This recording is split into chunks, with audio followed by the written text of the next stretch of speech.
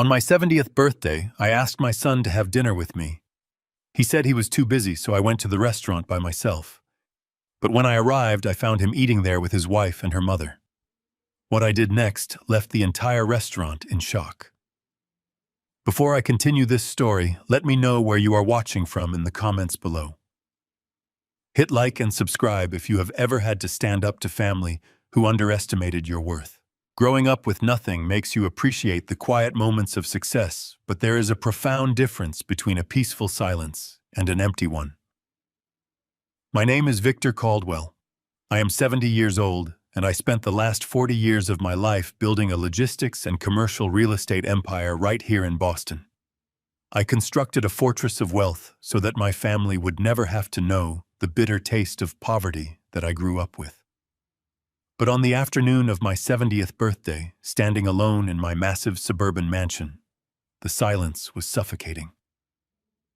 My beautiful wife Sylvia passed away 4 years ago. Without her warmth, this sprawling house was nothing more than a cold museum of memories.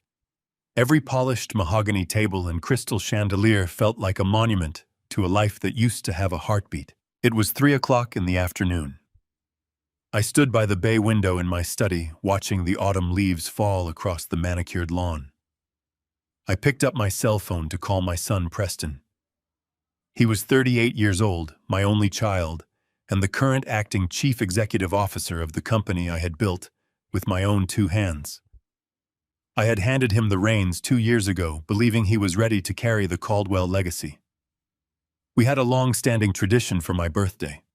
Every year without fail, we would go to the Capitol Grill downtown to share a bone and ribeye and a bottle of good wine. I dialed his private line. It rang 4 times before he finally picked up. His voice was clipped, breathy, and laced with an artificial urgency that immediately set my teeth on edge. "Dad, I am so sorry, but I am completely buried right now," Preston said, his voice dropping to a harsh whisper, as if he had just stepped out of a high-stakes boardroom. "We have a massive crisis with the new warehouse acquisition. The sellers are trying to back out at the 11th hour, and I am trapped in an emergency corporate merger meeting. The lawyers are breathing down my neck. I cannot make dinner tonight. I am trying to save this company, Dad. I really am." I held the phone to my ear, listening to the faint hum of background noise. A part of me, the father who wanted to believe the best of his son, pushed down the immediate wave of disappointment. I knew the crushing weight of corporate responsibility. I knew what it felt like to have millions of dollars and hundreds of jobs resting on your shoulders. I remembered the early days 40 years ago when Caldwell Logistics was just one rusted delivery truck with a faulty transmission. I remembered coming home smelling of diesel fuel and sweat, finding Sylvia sitting at the kitchen table paying our bills with pennies. I remembered the year the banks almost foreclosed on us, and my sweet Sylvia quietly sold her diamond wedding ring just to keep Preston enrolled in his elite private school. We had sacrificed our youth, our sleep, and our peace of mind so Preston would never have to struggle. If my son was fighting to protect that legacy, how could I be angry with him? I swallowed my pride and the heavy lump of loneliness in my throat. "I understand, Preston," I replied, keeping my voice steady and supportive.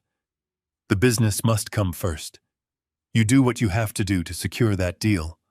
We can always celebrate my birthday next week. Just make sure your legal team checks the indemnification clauses before you sign anything. Thanks, Dad. You are the best." "I promise I will make it up to you," he said quickly, and then the line went dead. I lowered the phone and stared at the dark screen. The house felt even larger now, the ticking of the grandfather clock in the hallway echoing like a metronome counting down my remaining years. I walked into the kitchen, a massive space of marble and stainless steel, and looked at the empty countertops. For a brief moment, I considered making myself a simple sandwich, sitting in front of the television, and letting the milestone of my 70th year pass by in total isolation. But I am Victor Caldwell. I did not survive decades in the cutthroat trenches of the commercial real estate world by wallowing in self-pity. I decided right then and there that I was not going to spend my 70th birthday eating cold cuts in an empty house. If I had to celebrate alone, I was going to do it with dignity. I was going to go to the Capitol Grill, order my favorite steak, raise a glass of the finest scotch to the memory of my dear Sylvia, and reflect on the life I had built. I walked upstairs to my dressing room and pulled out a bespoke charcoal gray Italian suit. I dressed meticulously, adjusting my silk tie and sliding on my vintage gold watch. I looked at my reflection in the full-length mirror. My hair was silver, and the lines on my face told the story of countless boardroom battles, but my posture remained ramrod straight. People often make the dangerous assumption that an old man is a weak man. They see the gray hair and assume the fangs have dulled. I was about to find out just how deeply my own family underestimated me. I grabbed the keys to my car and stepped out into the crisp Boston evening. The drive into the city was smooth, the sky painting itself in deep shades of violet and bruised orange. As I navigated the familiar streets of downtown Boston, my mind wandered to Preston. I felt a surge of fatherly pride imagining him sitting in a tense boardroom, loosening his tie, battling lawyers and executives to protect the family name. I had handed him a kingdom, and I wanted nothing more than to see him rule it wisely. He had always been easily swayed, a bit too eager for approval, especially after he married Monica. Monica was 34 with a sweet, refined exterior that masked a brilliant, manipulative core. I had never fully trusted her. She had a taste for luxury that bordered on gluttony, constantly pushing Preston to upgrade their cars, their vacations, and their social circles. And then there was her mother, Beverly, a 60-year-old woman who clung to the illusion of high society despite having squandered her own late husband's wealth years ago. But they were Preston's family now, and I had always done my best to keep the peace. I pulled up to the valet stand in front of the Capitol Grill. The young attendant opened my door with a respectful nod. The familiar comforting scent of roasted garlic, aged steak, and expensive cologne drifted out from the heavy wooden doors of the restaurant. I took a deep breath, steeling myself for a solitary evening, and walked inside. The maitre d', a gentleman who had known me for 20 years, immediately recognized me. "Mr. Caldwell." He smiled warmly. "A very happy birthday to you, sir. Will you be dining at your usual private booth this evening?" "Yes, Arthur." "Just me tonight," I replied, handing him my coat. I followed him through the dimly lit, elegant dining room, the soft murmur of conversations and clinking crystal glasses surrounding me. We walked past the bustling bar area and moved toward the center of the main dining floor. And that was when my entire world abruptly stopped turning. There, sitting at a prime center table illuminated by the soft glow of a crystal chandelier, was my son. Preston was not in a boardroom. He was not loosened up and sweating over a corporate merger. He was wearing a tailored velvet blazer, laughing uproariously, holding a glass of wine. Sitting to his right was his wife, Monica, draped in expensive silk. And sitting directly across from him was her mother, Beverly, clapping her hands in delight. My feet felt like lead. The breath evaporated from my lungs. The center of the table was a feast of gluttony. A massive seafood tower imported caviar, thick cuts of Wagyu beef, and resting in a silver ice bucket was a bottle of French Bordeaux that I knew from the wine list cost upwards of $4,000. They were having a lavish celebration. They were celebrating my 70th birthday without me using my money on the very night my son had sworn to me he was desperately working to save our company. I did not yell. I did not storm over and flip the table. I simply stepped back into the shadows of a large mahogany pillar, signaling the maitre d' to bring me to a booth directly behind them, completely out of their line of sight. I sat down in the darkness, ordered a black coffee, and listened to the betrayal unfold. Beverly leaned forward, her voice piercing through the ambient noise of the restaurant. "How much longer until the old fossil signs the power of attorney?" she asked, swirling her wine. "I have already hired interior designers for his suburban mansion. It needs a complete overhaul." Preston chuckled, slicing into his steak with casual cruelty. "Relax, Beverly. The old man's mind is slipping anyway. One signature on Friday, and we will toss him into Elmwood Nursing Home by Monday. He will not even realize what hit him." My blood turned to ice. My hands gripped the porcelain coffee cup so tightly my knuckles turned white. They were not just ignoring my birthday. They were planning to steal my entire life's work and lock me away. I waited patiently in the shadows until their waiter arrived with the final bill. It was for $6,500. I watched Preston casually pull out his black corporate American Express card, the one linked directly to my primary business account. I finally stepped out of the shadows. The trio froze in absolute pale-faced horror as I smoothly took the black card from the waiter's tray.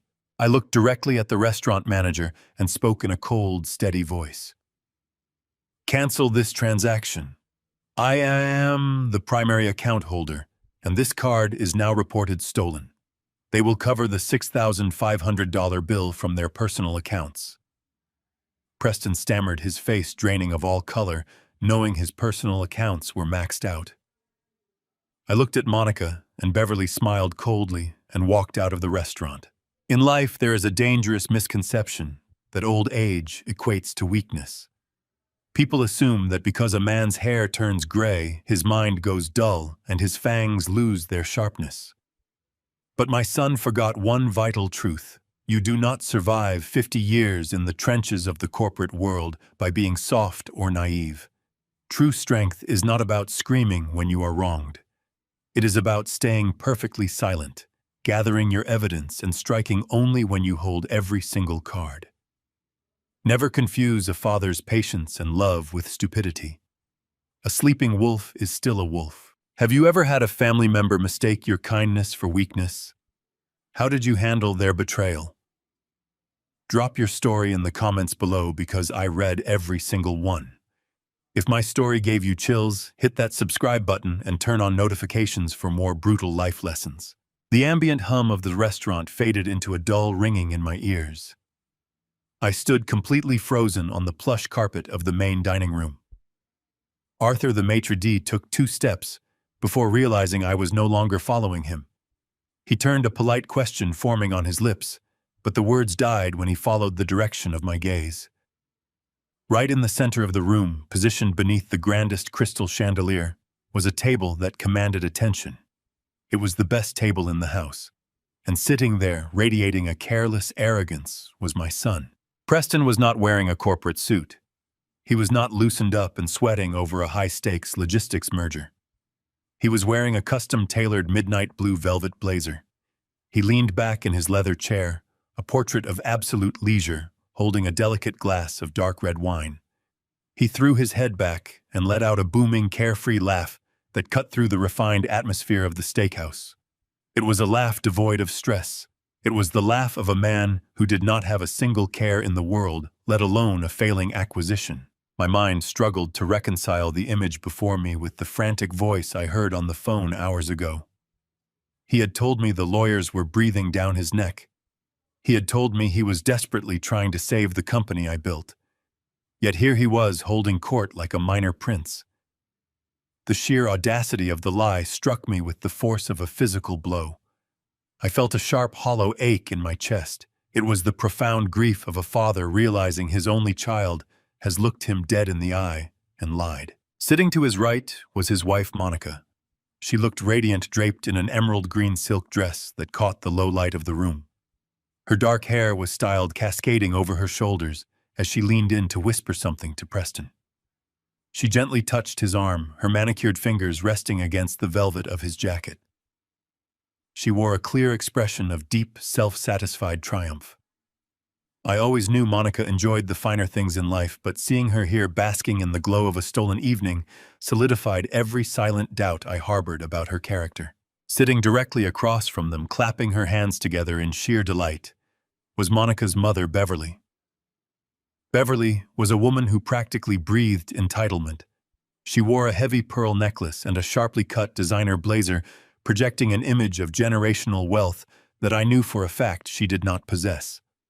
Her late husband had left her with a mountain of hidden debts and a fractured estate, yet she paraded around Boston high society as if she owned the city. Tonight her face was flushed with wine and victory. She lifted her glass to Preston, offering a loud toast. My eyes drifted from their smiling faces to the table itself. The display of gluttony was staggering. In the center of the crisp white linen tablecloth sat a towering multi-tiered silver platter of iced seafood. Plump lobster tails, colossal shrimp, and freshly shucked oysters rested on a bed of crushed ice. Beside it was a delicate glass bowl filled with imported beluga caviar, resting elegantly next to mother-of-pearl spoons.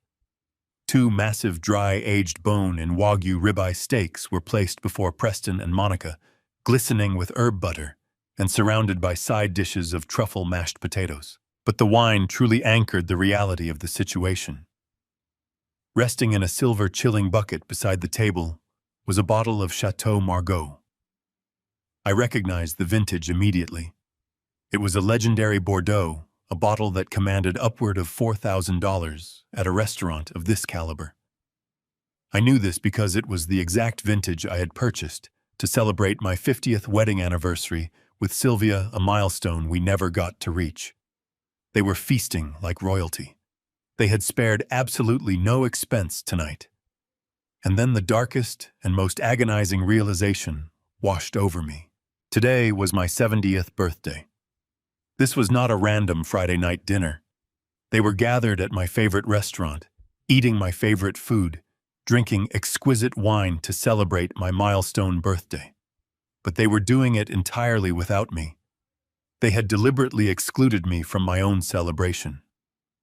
I stood there in the shadows of a large mahogany pillar, letting the bitter truth seep into my bones. Preston had not just been too busy to have dinner with his aging father. He had actively orchestrated a lie to keep me away. He fed me a story about corporate emergencies. He used failing mergers to ensure I stayed locked inside my empty mansion. He wanted me out of sight and mind so he could indulge in the fruits of my labor with his wife and her parasitic mother. The financial implication followed the emotional betrayal. His personal finances were a total mess. I knew this because I had quietly reviewed his accounts when he assumed the role of chief executive officer. He lived far beyond his means, constantly trying to impress Monica and keep up with her relentless demands for luxury. He could not afford a $10,000 dinner. There was only one way this lavish feast was being funded. He was using the corporate credit card. My corporate card. The card tied directly to the very business he claimed he was currently trying to save. He was using my entire life work to finance a celebration of my life, while intentionally leaving me to rot in isolation. The audacity was breathtaking. The cruelty was surgical. A hot, suffocating wave of anger rose in my chest, replacing the initial shock. I thought of my Sylvia. I thought of the countless nights I had stayed awake at the kitchen table. I had run numbers trying to make payroll for my drivers. I thought of the weekends I had missed, the vacations we had delayed, all the sacrifices we had made to build a fortress of security for our son. We had handed him the keys to the kingdom, completely free of the struggle we had endured. And this was his gratitude. This was how he honored the empire we had built. Arthur, the maitre d', finally stepped back to my side. He looked from the table to my face, his professional composure faltering as he realized exactly what was happening. He recognized my son. He knew it was my birthday. He saw the empty table waiting for me in the back, and he saw the feast happening in the center of the floor. Mr. Caldwell. Arthur whispered, his voice laced with sympathy. Would you like me to show you to your table now, or perhaps I can ask them to step outside? I did not answer immediately. I took a deep breath, forcing the violent storm of anger in my chest to settle into a cold, calculated calm. I looked at Preston, who was holding a piece of Wagyu beef. He brought it to his mouth, chewing with closed eyes, as if experiencing some profound culinary revelation. The sheer audacity of his relaxed posture made the blood pound fiercely in my temples. Instead of storming over to their table and making a public spectacle, I held my ground. A sudden, overwhelming urge to know the full extent of this deception washed over me. I needed to understand exactly what kind of game my own son was playing while I sat alone in a dark house. I slowly raised my hand, signaling Arthur to stop right where he stood. He paused, his brow furrowing in confusion. I stepped back into the deeper shadows of the corridor, motioning for him to follow me. When he was close enough, I leaned in and spoke in a hushed, controlled tone. "I do not want them to know I am here, Arthur. Put me in the high-backed corner booth directly behind them, the one facing the wall." Arthur hesitated for a fraction of a second, his loyalty clearly torn between a regular patron and a disturbing family dynamic. But he was a professional. He nodded silently and led me around the perimeter of the dining room. We moved like ghosts through the dim light, avoiding the main pathways, until we reached the large, semicircular leather booth situated right behind Preston. The back of the booth was high enough to completely conceal my presence from anyone sitting at the center table. I slid into the soft leather seat facing the dark oak paneling of the wall. Arthur handed me a menu, but I simply shook my head and asked for a cup of black coffee. No sugar, no cream. I sat perfectly still in the shadows. My booth was so close to theirs that I could hear the faint clinking of their silverware against the porcelain plates. Their voices drifted over the leather partition with sickening clarity. I closed my eyes and focused entirely on their conversation, bracing myself for whatever justification Preston might offer for this betrayal. Perhaps he was trying to impress his demanding mother-in-law. Perhaps Monica had forced his hand. I was foolishly searching for a silver lining that did not exist. The waiter approached their table to refill their wine glasses. I heard the liquid pouring, followed by Beverly letting out a long, satisfied sigh. "This Bordeaux is absolutely divine, Preston," she said, her voice dripping with artificial sophistication. "It is certainly a step up from the swill your father usually serves at his dreary holiday dinners. You really must tell him to upgrade his wine cellar." Preston laughed, a light, easy sound that made my stomach churn. "I will be sure to pass along your critique, Beverly. Though I doubt he would appreciate the subtleties of a vintage like this anyway. He is a meat and potatoes kind of guy. Always has been." I took a slow breath. The disrespect was palpable, but it was nothing compared to what came next. "Well, he will not have to worry about wine cellars for much longer, will he?" Beverly asked, her tone shifting from playful to sharply businesslike. "Tell me, Preston, how much longer until the old fossil finally signs the power of attorney? I am growing terribly impatient." My heart stopped. I stopped breathing entirely. The power of attorney. What power of attorney? I had never discussed giving up my legal rights or my financial independence. I had stepped back as CEO, yes, but I retained full ownership of my assets and my estate. I have already hired those expensive interior designers from New York for his suburban mansion. Beverly continued, the excitement bubbling in her voice. "They sent me the preliminary sketches this morning. We are going to completely gut the main floor. The dark wood paneling has to go. It is incredibly depressing. We will open up the space, install floor-to-ceiling windows, and maybe a modern marble fireplace. It is going to cost a fortune, but it will finally feel like a home suitable for hosting my social circle." I stared at the dark wall in front of me. My hands slowly closed into fists, my fingernails digging painfully into my palms. Beverly was talking about my home. The house I built with Sylvia. The house where we raised our son. She was planning to gut it to strip away every memory of my wife and turn it into a sterile showroom for her bankrupt friends. Preston did not defend his childhood home.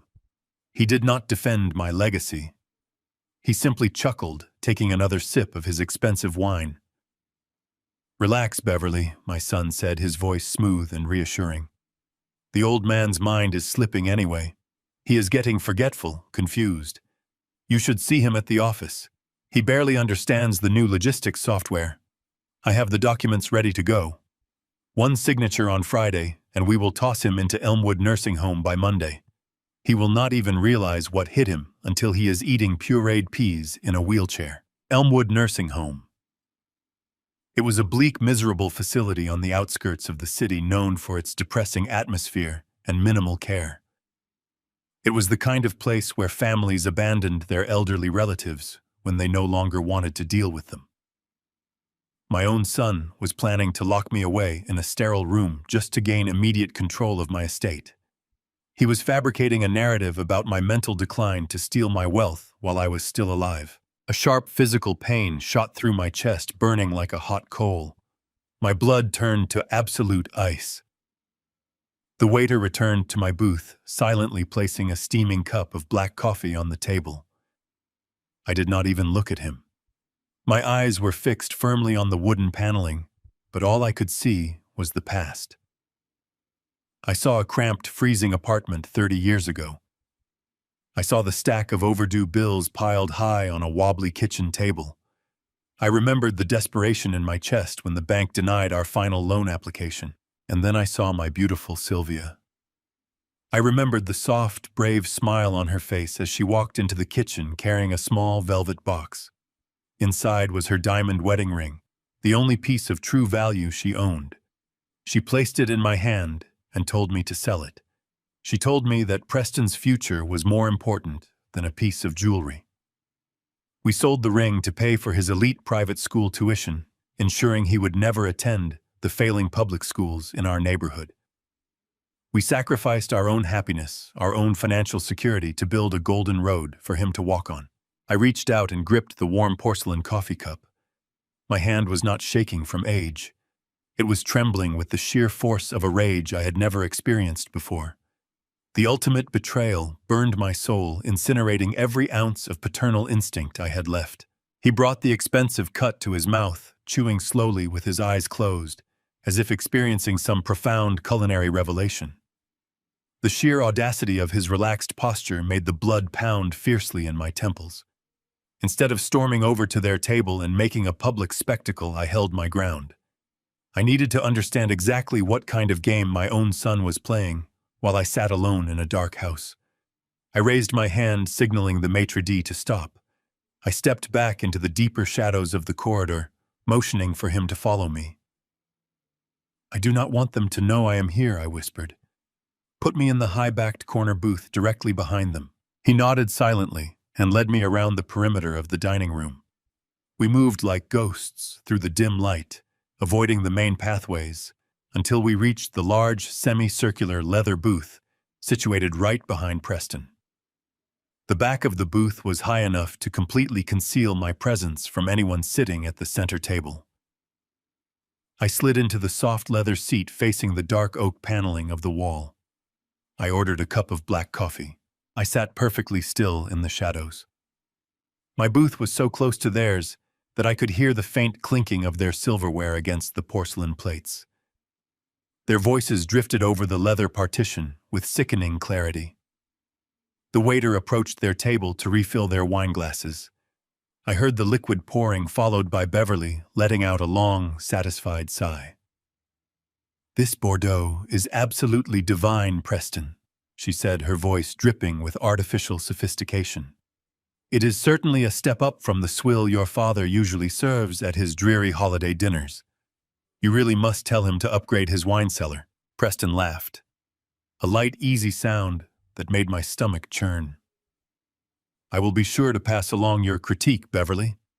Though I doubt he would appreciate the subtleties of a vintage like this anyway. He is a meat and potatoes kind of guy." The disrespect was palpable, but it was nothing compared to what came next. "Well, he will not have to worry about wine cellars for much longer, will he?" Beverly asked, her tone shifting from playful to sharply businesslike. "Tell me, Preston, how much longer until the old fossil finally signs the power of attorney? I am growing terribly impatient." My heart stopped. I had never discussed giving up my legal rights or my financial independence.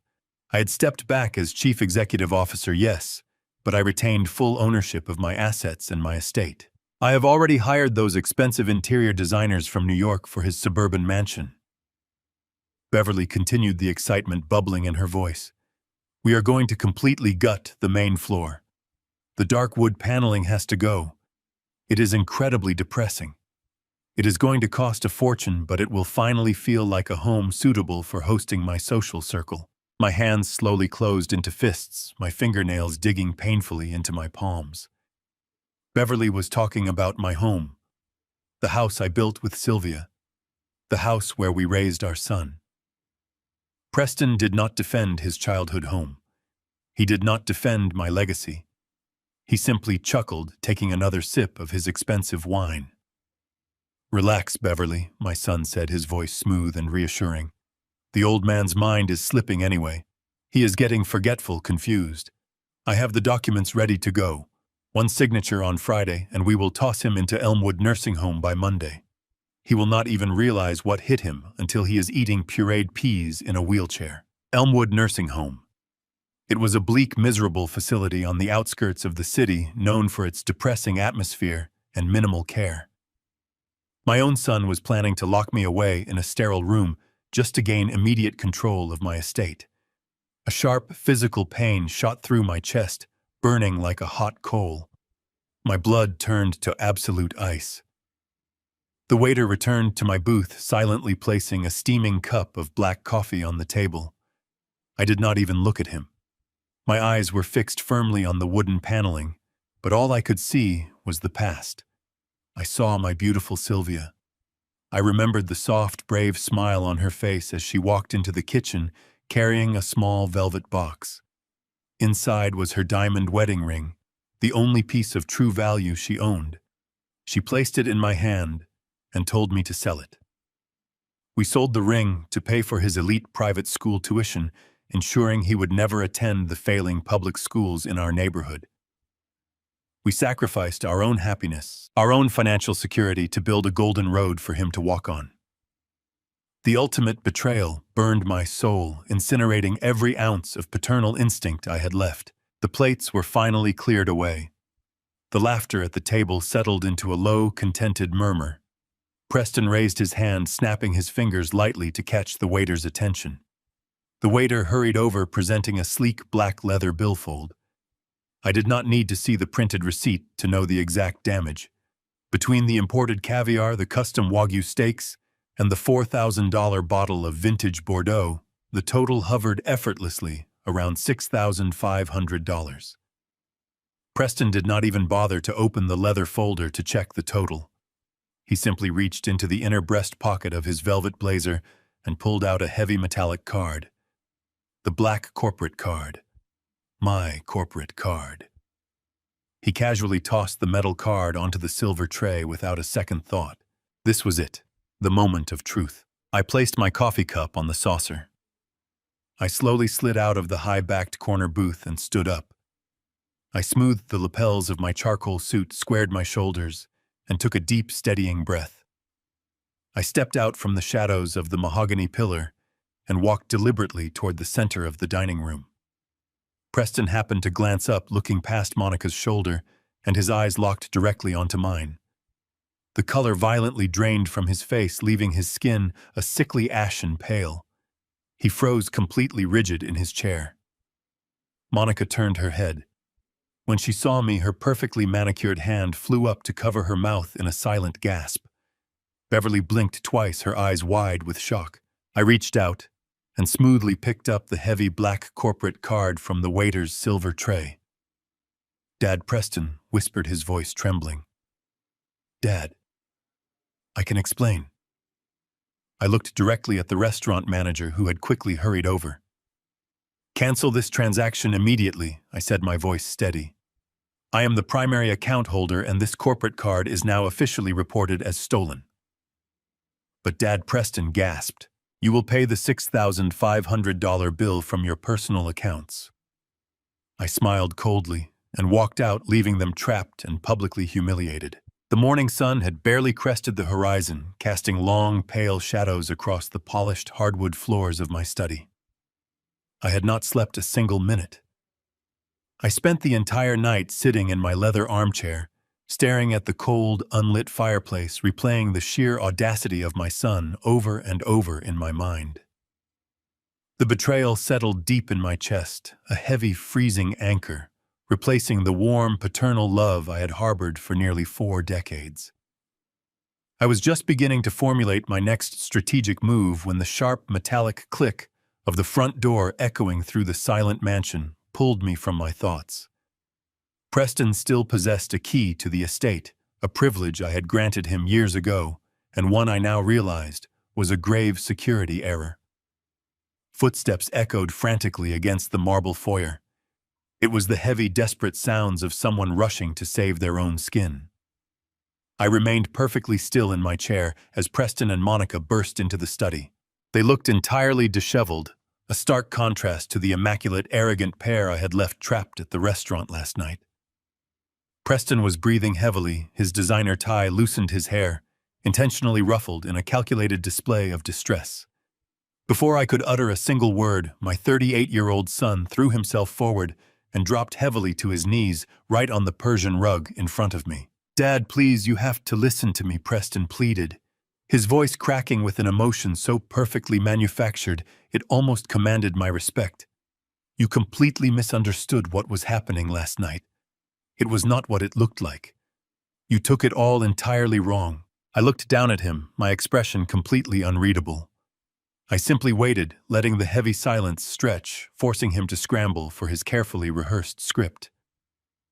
Preston swallowed hard and reached out his hands, hovering just inches from my knees, trembling slightly, as if he were a terrified child, begging for absolution. "The conversation you heard, the part about the nursing home, that was not about you, Dad. I swear on my life, it was not about you. We were talking about Monica's great-uncle Arthur. He is in terrible cognitive decline, and her family is desperately trying to figure out what to do with him. Elmwood is the only place with an immediate opening. Beverly was just stressed about the paperwork. We would never ever talk about you like that. You have to believe me." He paused, wiping a single strategic tear from the corner of his eye before delivering his grand finale. "And the dinner, the wine, the steaks." Preston continued, his voice dropping to a theatrical whisper of regret. "Dad, we were planning your surprise 70th birthday party. We were going to host a massive gala for you this coming weekend. We only used the corporate card because the event planner needed an immediate deposit for the venue, and I had accidentally left my personal checkbook at the office. We wanted it to be the perfect night for you. We were celebrating your life, your legacy. That is exactly why we were laughing so loudly. We were sharing our favorite memories of you growing up. When you stepped out of the shadows and canceled the card, we were just so paralyzed by shock that we could not explain ourselves in time. We felt terrible." I watched him closely. His performance was flawless. A younger version of myself, a softer man who desperately wanted his family intact, might have reached down, pulled him up, and apologized for the terrible misunderstanding. But the man sitting in the chair had survived decades of corporate espionage and ruthless boardroom negotiations. I knew exactly what a liar looked like when cornered. Right on cue, Monica stepped forward, her eyes brimming with fresh tears. She dropped to her knees right beside Preston, her elegant silk skirt pooling around her on the rug. She reached out and tightly clutched my forearm. Her hands were trembling. "Oh, Victor, we are so incredibly sorry," she wept, her voice quivering with a fragile vulnerability.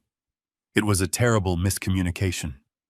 We wanted to surprise you so badly that we ended up breaking your heart on your actual birthday. I have not stopped crying since you walked out of the restaurant. Please, you have to forgive us. We love you so much. You are the patriarch of this family. We could never survive without you." I looked at her manicured fingers gripping my sleeve.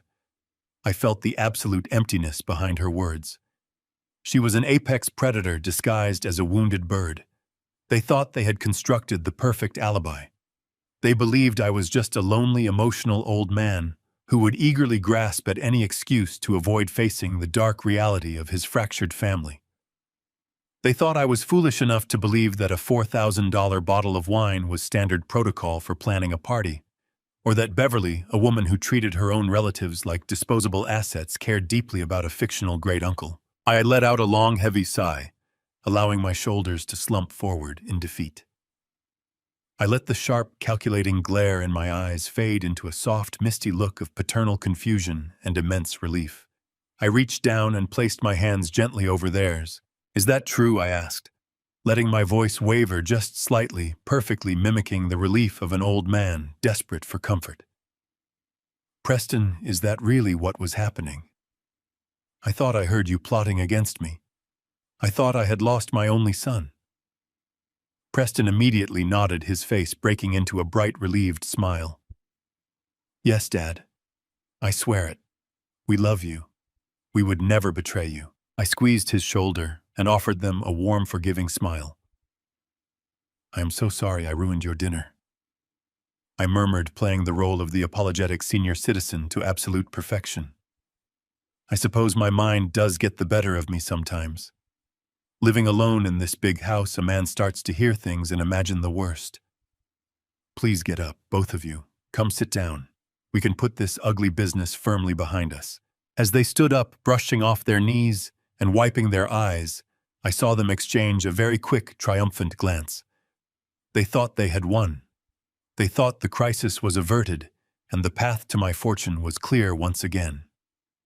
Their performance had been thoroughly convincing, a masterclass in emotional manipulation designed to disarm a grieving widower.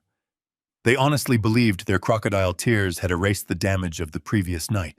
They settled onto the leather sofa across from me, their breathing steadying as the adrenaline of their performance began to wear off. Monica began to chat animatedly about the fictional surprise party, detailing the phantom guest list and the non-existent catering menu. She smiled radiantly, projecting the image of a devoted, caring daughter-in-law. I nodded along, offering agreeable murmurs and appreciative nods, playing my part with the same dedication they brought to theirs. But as Monica leaned forward to emphasize a point about the floral arrangements, the morning light streaming through the study window caught a subtle, unmistakable flash of vibrant green near the collar of her blouse. My heart stopped beating for a fraction of a second, but my face remained perfectly pleasant. The game had just irrevocably changed. I forced myself to keep smiling, absorbing her empty words, while a cold fury ignited in my veins. The carefully constructed lie they had just delivered was nothing compared to the physical evidence now sitting right in front of me. I had to maintain my facade. It was a teardrop-cut emerald framed by an intricate lattice of vintage platinum and small, brilliant cut diamonds. Sylvia had inherited it from her grandmother. I knew every facet of that stone, every delicate curve of the metalwork, because I had spent countless evenings watching it sparkle against my wife's evening gowns at charity galas and corporate dinners. Sylvia cherished that brooch. She wore it like a badge of honor, a piece of her family history that survived the hardships of our early years. When she passed away, I could not bear to look at it. The memories were too sharp, too painful. I personally wrapped it in black velvet and locked it away in my private safe deposit box at the downtown branch of First National Bank. It was supposed to rest there untouched, a silent monument to the woman I loved. Yet here it was, pinned casually to the lapel of Monica's designer blouse, being used as a mere accessory to complete her morning outfit. My mind raced, processing the sheer impossibility of the situation. My safe deposit box required 2 keys to open. The bank manager held one and I held the other, securely hidden in a biometric safe inside my master bedroom suite. More importantly, accessing the vault required my physical presence, my valid identification, and my verified signature. The protocols were ironclad. They were designed to protect high-net-worth clients from exactly this kind of theft. The bank manager knew my face, my voice, and my strict instructions regarding who was permitted inside the secure area. There was absolutely no margin for error or misinterpretation of the rules. For Monica to be wearing that emerald Preston tee had to have bypassed the bank's most stringent security measures. He had to have gained unauthorized access to my most heavily guarded assets. The horrifying reality crashed over me like a tidal wave. If they had breached the bank vault, they had not just taken a piece of jewelry. The vault held my bearer bonds, emergency cash reserves, the original deeds to several commercial properties, and the master copy of my final will and testament. If they had the key and the clearance to empty that box, they had the power to dismantle my entire financial existence. The conversation from the restaurant echoed in my mind. The power of attorney. They had forged or manipulated their way into absolute control over my life. I forced my gaze to drift lazily away from the emerald, ensuring my eyes remained dull and completely unobservant. I could not let them see the predator awakening inside me. I nodded along to Monica's rambling explanation about the catering menu for my fictional surprise party, offering a soft, agreeable chuckle at all the right moments. "That sounds absolutely wonderful, my dear," I said, my voice rich with false paternal warmth. "I am so touched that you would go to such lengths for an old man like me." I reached out with a trembling hand, perfectly mimicking the unsteady movements of a senior citizen overcome with emotion. I gently patted her arm, leaning in just a fraction closer.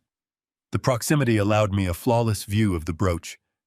There was a tiny, almost microscopic scratch on the lower left diamond, setting a mark made 30 years ago when Sylvia accidentally bumped it against a marble counter. It was unmistakably hers. As my hand brushed near her collar, I saw Monica stiffen for a microsecond. A fleeting shadow of panic darted across her perfectly mascaraed eyes. She knew exactly what she was wearing, and for a terrifying instant, she feared I would recognize it. But I simply smiled a wide, foolish smile and pulled her into a deep embrace. "You are a wonderful daughter-in-law, Monica," I whispered softly near her ear. "I am so blessed to have you in our family." She relaxed immediately, letting out a long breath of relief. She returned the hug, patting my back condescendingly. The scent of her expensive French perfume filled my nose, cloying and sickeningly sweet. It took every ounce of my willpower not to push her away. Instead, I held the embrace just long enough to cement her false sense of absolute victory. I pulled back and turned to Preston. My son stood there, radiating a smug, triumphant energy. He truly believed he had completely outsmarted me. He believed he had successfully gaslit a man who had built a corporate empire from nothing. I opened my arms to him. Preston stepped forward and wrapped his arms around me. I squeezed his shoulders, feeling the tension drain completely from his body. "I love you, son," I said, allowing a strategic tear to form in my eye. "I am so proud of the man you have become. I am sorry I doubted you even for a second." "I love you too, Dad," Preston replied, his voice brimming with arrogant confidence. "We just want to take care of you. You do not have to worry about a single thing anymore. We have everything completely under control." I nodded, wiping my eye with a handkerchief. I walked them to the grand foyer, leaning slightly on the mahogany banister for added effect. I stood in the open doorway, waving like a grateful, weary old man, as they walked down the stone steps toward their luxury sedan. I watched Preston open the passenger door for Monica. I watched her slide into the leather seat, the morning sun catching the emerald brooch one final time. I watched them drive down the long, winding driveway, their taillights disappearing beyond the wrought iron gates of my estate. The moment they were completely out of sight, my posture changed. The stoop in my shoulders vanished. The trembling in my hands ceased entirely. The foolish, misty look in my eyes hardened into cold, razor-sharp obsidian. I closed the heavy oak door and locked the deadbolt. The silence of the mansion enveloped me once again, but this time it was not the silence of a lonely widower. It was the silence of a war room. They thought they had secured a bloodless coup. They thought I was a fragile relic waiting quietly for the nursing home. But by wearing Sylvia's brooch, Monica had not just insulted my wife's memory. She had revealed the full, terrifying scope of their infiltration. If they had access to my vault, they had access to my entire life. The time for sorrow had passed. The time for grief was over. I walked briskly toward my private study, my mind operating with a lethal surgical precision I had not utilized in over a decade. I picked up the phone from my desk. I did not call my son. I did not call the police. I dialed the direct, unlisted number of Jonathan Pierce. My corporate attorney was a man who understood the mechanics of destruction better than anyone I knew. As the line rang, I looked out the window at the city I had conquered. My son wanted to play a game of deception and theft. He desperately wanted to strip me of my legacy and lock me away in a sterile medical facility. He had underestimated the foundation of the empire he was trying to steal. The war had officially begun, and I was going to burn their entire world to the ground. I hung up the phone with Jonathan Pierce, the dial tone ringing in my ears like a starting bell. There was no time to waste. I bypassed my usual driver, grabbing the keys to my black sedan from the mahogany table in the foyer. The drive from my secluded estate to the downtown financial district was a blur of gray concrete and flashing traffic lights. My hands gripped the leather steering wheel with a terrifying calmness. The initial shock of seeing Sylvia's emerald brooch had entirely evaporated, leaving behind a cold, clinical determination. I navigated the busy morning traffic with the sharp precision of a man who suddenly understands the exact dimensions of the battlefield. I pulled up to the imposing marble facade of First National Bank, handing my keys to the valet without a single word. The heavy brass doors swung open, welcoming me into the hushed, cavernous lobby. I had been a premium client at this branch for nearly 40 years. I knew the tellers. I knew the security guards. I knew the intricate layout of the private wealth management sector. I bypassed the main reception desk and walked directly toward the frosted glass doors of the executive offices. My target was Mr. Harrison, the senior branch manager, a man who had personally overseen my accounts for the better part of a decade. I pushed open the heavy glass door to his private suite without bothering to knock. Harrison was sitting at his sprawling desk, reviewing a stack of physical documents. He looked up, a polite professional smile instinctively forming on his lips, but it vanished the second he recognized my face. He did not look pleased to see one of his most valuable clients. He looked absolutely terrified. The color drained from his cheeks, and his hands visibly jerked over his paperwork. "Mr. Caldwell," he stammered, pushing his leather chair back so forcefully it bumped against the credenza behind him. "This is quite a surprise. We were not expecting you today." I stepped into the room and closed the door firmly behind me. The heavy click of the latch echoed loudly in the quiet office. "I do not need an appointment to access my own property." "Harrison," I said, my voice dangerously low and smooth.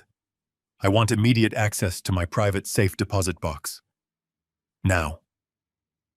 Harrison swallowed hard, his eyes darting frantically around the room as if searching for an escape route. He stood up nervously, adjusting his silk tie. "Mr. Caldwell, please take a seat. Let me get you a glass of water.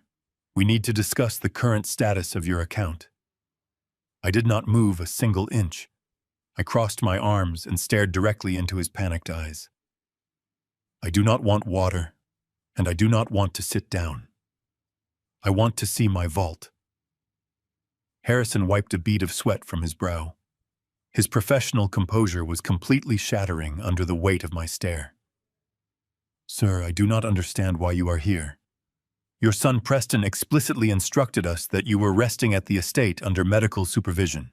"Medical supervision," I repeated, letting the words hang in the freezing air between us. "Explain yourself, Harrison, and do it very carefully." The manager's hands were actually shaking now. He reached across his desk and pulled a thick manila folder from a locked drawer. 2 weeks ago, Preston came into the branch, he began, his voice dropping to a nervous whisper. He presented a fully notarized emergency temporary power of attorney. He brought a signed affidavit from a private physician stating that you were suffering from a rapid, severe cognitive decline. He told us your memory was failing, that you were experiencing paranoid delusions, and that you were no longer capable of managing your own financial affairs safely. I stood there listening to the horrific mechanics of my own son's deception. Preston had not just lied. He had meticulously fabricated a legal and medical narrative to declare me incompetent. He had weaponized my age against me, and you simply handed over the keys to my entire life based on a piece of paper, I asked, the quiet fury in my voice making Harrison flinch. It was an ironclad legal document, Mr. Caldwell. It was signed by a Supreme Court notary and backed by medical professionals. Preston is your only son and your named beneficiary. He said he needed to secure your physical assets to pay for your specialized in-home care. Our legal department reviewed the documents and approved the bypass. We had no reason to suspect foul play. He invoked the emergency clause. He told us he needed to empty the safe deposit box immediately to prevent you from accidentally liquidating your own assets during a confused state. My blood ran completely cold. I did not shout. I did not throw a tantrum. I simply turned around and walked out of his office, heading straight for the secure elevator that led down to the subterranean vault. I heard Harrison scrambling behind me, his dress shoes slipping on the polished marble floor as he rushed to catch up. He babbled nervous apologies and legal justifications, but I tuned him out entirely. We descended into the quiet, climate-controlled depths of the bank. The heavy steel gates of the vault loomed ahead. The security guard on duty looked confused, but quickly stepped aside as Harrison swiped his master keycard and entered his biometric code. The massive gears turned, and the thick metal door swung open with a heavy groan. We walked down the silent corridor of polished steel boxes until we reached mine. Number 712. I pulled my brass key from my coat pocket and inserted it into the right side lock. Harrison, his hand still trembling, inserted his master key into the left side. We turned them simultaneously. The internal mechanism clicked. I reached out and pulled the long, heavy metal drawer from the wall. I carried it over to the private viewing table under the harsh fluorescent lights. I lifted the hinged lid. The box was completely empty. A vast void stared back at me. My cash reserves gone. The stacks of unregistered bearer bonds I had accumulated over 30 years of business gone. The original unencumbered deeds to my commercial properties in the financial district vanished. And most devastating of all, Sylvia's jewelry collection was entirely gone. The heavy gold necklaces, the diamond bracelets, the antique pearl earrings she wore on our anniversaries. My son methodically stripped away every physical representation of my life work and my wife's memory. He had swept through this vault like a vulture picking a carcass clean. He stole the tangible history of my marriage. I reached into the empty metal drawer and ran my fingertips along the cold, bare bottom. There was a single faint indentation in the felt lining where Sylvia's emerald brooch used to sit. The reality of the absolute devastation was staggering, yet my mind felt incredibly sharp. Preston had used a fabricated power of attorney to completely drain my hidden assets, ensuring his own financial survival while leaving me utterly defenseless.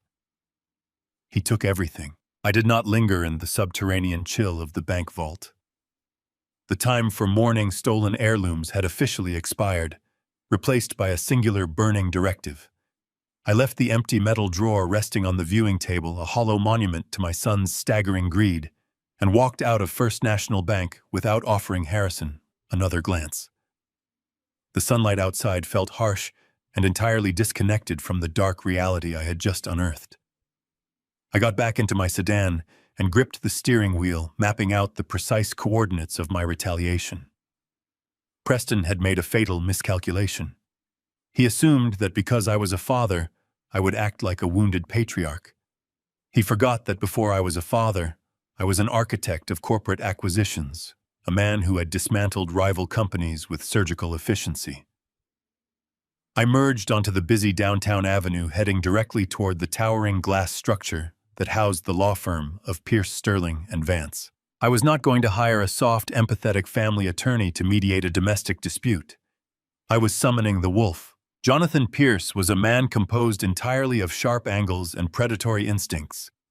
He was a corporate litigator who specialized in hostile takeovers and aggressive asset recovery. His office was a testament to his ruthlessness, characterized by dark, heavily polished mahogany paneling, dim ambient lighting, and an expansive wall of windows overlooking the city skyline. He did not ask about your weekend, and he did not offer comforting platitudes. He only cared about leverage, brutal efficiency, and ultimate victory. I bypassed his startled executive assistant, pushing open the heavy double doors of his private suite without knocking. Jonathan was seated behind his massive desk, speaking into a headset, but the moment he saw my expression, he immediately terminated the call. He removed his glasses, his sharp, intelligent eyes analyzing my posture. I did not sit down. I walked straight to the center of the room and placed my palms flat against the cool leather surface of his desk. Preston has initiated a hostile takeover of my personal estate, I said, my voice eerily calm. He forged a medical affidavit, secured a fraudulent power of attorney, and emptied my primary safe deposit box this morning. My bearer bonds, my property deeds, and Sylvia's jewelry are completely gone. Jonathan did not gasp or offer useless expressions of sympathy. His mind instantly shifted into the mechanics of legal warfare. He steepled his fingers together, leaning forward. How did he bypass the biometric protocols at First National? Jonathan asked, his tone entirely clinical. He invoked an emergency medical clause claiming rapid cognitive decline and paranoid delusions, I replied. He convinced the branch manager that I was in immediate danger to my own financial well-being. He is currently walking around the city, funding his lavish lifestyle with my corporate cards and planning to commit me to Elmwood Nursing Home by Monday morning. Jonathan absorbed the information, a dangerous, calculating smirk slowly spreading across his face. It was the look of a predator who had just caught the scent of blood in the water. Your son is exceptionally bold, Victor, Jonathan noted softly, but he has made a catastrophic procedural error. By utilizing the corporate infrastructure to fund his personal charade, he has opened the door for a full corporate inquiry. What are your specific instructions? I walked over to the floor-to-ceiling windows, looking down at the crawling traffic far below. I want him trapped, I said, turning back to face my attorney. I do not want him warned. I do not want him alerted in any way. If he senses that I know the truth, he will attempt to liquidate the stolen bearer bonds and transfer the cash into untraceable offshore accounts. He will panic and burn the remaining assets to the ground to save himself. I need a covert top-to-bottom forensic audit of the entire company, and I need it completely invisible to his network. Jonathan stood up, pacing slowly across the thick Persian rug. Preston is currently the acting chief executive officer, he mused. He controls the daily operational flow. We cannot use our standard internal auditing firm. They report directly to his office. We need to bypass the entire internal structure. I will bring in a ghost team from an independent forensic accounting agency out of New York. They will work remotely, mirroring the company servers overnight. We will track every single transaction, every redirected corporate fund, and every shadow account he has opened since he assumed leadership. We will map his entire web of deceit before he even wakes up tomorrow. But tracking the theft is only the first phase of the operation. I continued, my voice hardening into steel. I want to sever his financial oxygen supply immediately, but I want to do it so quietly that he does not realize he is suffocating until he tries to take a breath. Jonathan paused, his eyes narrowing in understanding. You want to silently freeze the shadow accounts, he concluded. Exactly, I confirmed. Preston believes he has unlimited access to the corporate treasury. He is throwing a fictional surprise party this weekend, undoubtedly planning to bleed the company dry to impress Monica and her insufferable mother. I want you to identify every secondary corporate card, every off-the-books expense account, and every unapproved credit line he has established. I want you to freeze them all simultaneously. Do not flag them as fraudulent yet. Simply place a silent administrative hold on the transactions. Let the bank systems return a vague processing error when he attempts to swipe the cards. I want him standing at a register trying to purchase luxury goods with stolen money, only to face the humiliating sting of a declined transaction. I want him to feel the creeping dread of losing control.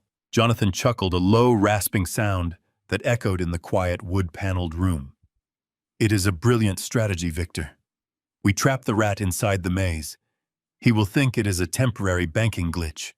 He will desperately try other cards, transferring funds between his hidden accounts, leaving a massive, glaring digital footprint for our forensic team to follow.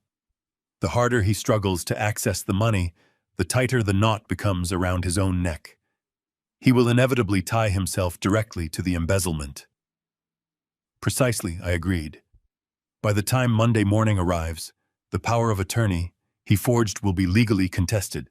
The stolen bonds will be flagged internationally, and he will be standing in a mountain of unsecured personal debt. He thinks he has orchestrated the perfect crime, Jonathan. Let him continue to believe that. Let him walk into the weekend thinking he is a king. Let Monica parade around the city wearing my dead wife's emerald brooch. I want their confidence to reach its absolute peak before we finally strike. I want them to feel utterly untouchable right up until the very last second. Because the higher they climb, the harder the impact will be when I finally pull the ground out from under them. It will be an absolutely flawless, devastating execution. 3 agonizing days passed in a state of suspended animation. I remained inside the walls of my estate, entirely isolated from the outside world. I ignored the frantic voicemails from Preston, who was desperately trying to explain why his corporate cards were bouncing at luxury boutiques across the city. I played the part of the resting, confused elder to absolute perfection, instructing my security staff to turn away any visitors. I needed the silence. I needed the isolation to let Jonathan and his ghost team of forensic accountants perform their surgical excavation of my company. On the 3rd evening, as the sun began to dip below the horizon and cast long shadows across my mahogany desk, the heavy oak doors of my study opened. Jonathan stepped into the room. He did not look like a man bringing good news. He carried a thick leather briefcase, his expression tighter and more severe than I had ever seen it. He set the briefcase onto my desk with a heavy thud, the sound breaking the absolute silence of the room. He did not offer a greeting. He simply opened the latch and pulled out a stack of financial reports bound in thick red folders. We finally found the leak. Victor, Jonathan said, his voice stripped of any professional courtesy. It was replaced by a grim, razor-sharp clarity. And it is a catastrophic hemorrhage. I leaned forward in my leather chair, my eyes locking onto the dense columns of numbers and highlighted transactions. Tell me exactly what my son has done, I commanded, my voice eerily calm. Jonathan spread the documents across the polished wood, pointing to a series of interconnected flowcharts. Preston has not been running your logistics empire for the past 8 months. He has been actively bleeding it dry. The moment you handed him the keys to the chief executive office, he initiated a sophisticated embezzlement ring. He established a network of 7 phantom vendor companies. These entities hold legitimate-sounding names like Apex Global Supply and Horizon Freight Solutions, complete with fabricated tax identification numbers and forged service contracts. I stared at the papers, my mind processing the sheer volume of the theft. He used these shell corporations to bill your firm for non-existent logistical services. Jonathan continued, his finger tracing a thick red line across the page. He authorized the payments himself, overriding the standard accounting protocols by citing executive privilege. Over the course of exactly 8 months, Preston has steadily siphoned exactly $4.5 million out of your corporate treasury. The number hung in the air, heavy and suffocating. $4.5 million. It was a staggering sum money that represented decades of sweat-missed holidays and relentless negotiations. I picked up one of the ledger sheets, tracing the routing numbers with a steady finger. Where did the capital go, Jonathan? I asked, refusing to let my voice tremble. I know Preston lives far beyond his means, but he cannot possibly spend $4.5 million on custom velvet blazers and Wagyu beef. He is hiding it. Where is the end of the chain? Jonathan pulled a secondary file from his briefcase and placed it squarely in front of me. The money did not stay in the United States, Victor. The phantom vendors immediately wired the capital through a series of blinding accounts in the Cayman Islands to obscure the origin. But my team cracked the final destination. Every single dollar was funneled directly into VIP offshore accounts located in Macau. Macau, the glittering global capital of high-stakes gambling. I sat back in my chair, the leather creaking softly under my weight. My mind raced rapidly, sifting through the pieces of the puzzle. Preston was not a gambler. He was arrogant and foolish with his credit cards, but he did not have the stomach for casino tables. Monica enjoyed luxury, but she was obsessed with tangible status symbols, not the volatile thrill of baccarat. Then, like a sudden strike of lightning, illuminating a pitch-black room, the realization hit me. I saw the restaurant again. I saw Beverly raising her glass of $4,000 Bordeaux. I remembered the heavy fake pearl necklace she wore to project an image of generational wealth that she did not actually possess. I remembered the frantic, desperate greed in her voice when she asked Preston how much longer it would take to secure my power of attorney. I remembered the stories Sylvia used to hear from the society wives, whispers about Beverly and her late husband, rumors of hidden debts, shattered estates, and a dark, consuming addiction that had quietly ruined her family long before Monica married my son. "It is Beverly," I whispered, the terrifying truth solidifying in my mind. Jonathan looked at me, a silent confirmation in his sharp eyes. "She is not a high society socialite. She is a degenerate gambling addict." The pieces locked together with a sickening, flawless precision. Beverly had not just squandered her late husband's fortune. She had chased her addiction all the way to the most dangerous tables in the world. She had leveraged herself into a hole so deep that the local banks would no longer touch her. She had turned to the shadow economy, taking massive unsecured loans from the kind of people who did not send polite collection letters. She owed millions to the triads in Macau. And when those ruthless syndicates finally came calling for their money, Beverly turned to her daughter. Monica, terrified of losing her mother and her false social standing, turned to Preston. He was weak, malleable, desperate to please his demanding wife and keep his manufactured world intact. So he chose to betray his own flesh and blood. He chose to pillage the empire I built, to cover the gambling debts of a parasitic woman who viewed me as nothing more than a walking checkbook. He was not stealing to build a nest egg for himself. He was frantically shoveling my life's work into a blazing furnace just to keep the wolves away from Beverly's door. The urgency of the power of attorney suddenly made perfect, terrifying sense. $4.5 million was clearly not enough to satisfy the syndicates. The debt was still growing. They needed immediate access to my entire estate. They needed my commercial properties, my bearer bonds, and my personal vault to save themselves from the violent consequences of Beverly's addiction. They were perfectly willing to lock me away in a miserable nursing home to ensure their own survival. I looked up at Jonathan, the last remnants of my paternal grief burning away, leaving only a cold, indestructible resolve. "The trap is set," Jonathan noted quietly. "His shadow accounts are frozen. The offshore wires have been flagged. By tomorrow morning, the syndicates will realize the money has stopped flowing. Preston will have absolutely nowhere to run." I slowly closed the red audit folder, pressing my hands flat against the thick cardboard cover. "The financial bleeding ends tonight," I stated, my voice echoing with finality in the dim study. "Prepare the legal strike. We are going to completely obliterate them without mercy." Jonathan did not close his briefcase. Instead, he reached into the back compartment and withdrew a single black folder. His movements were slower now, lacking the clinical detachment he had displayed while exposing the Macau embezzlement. He placed the black folder on the center of my desk, his hand lingering on the cover.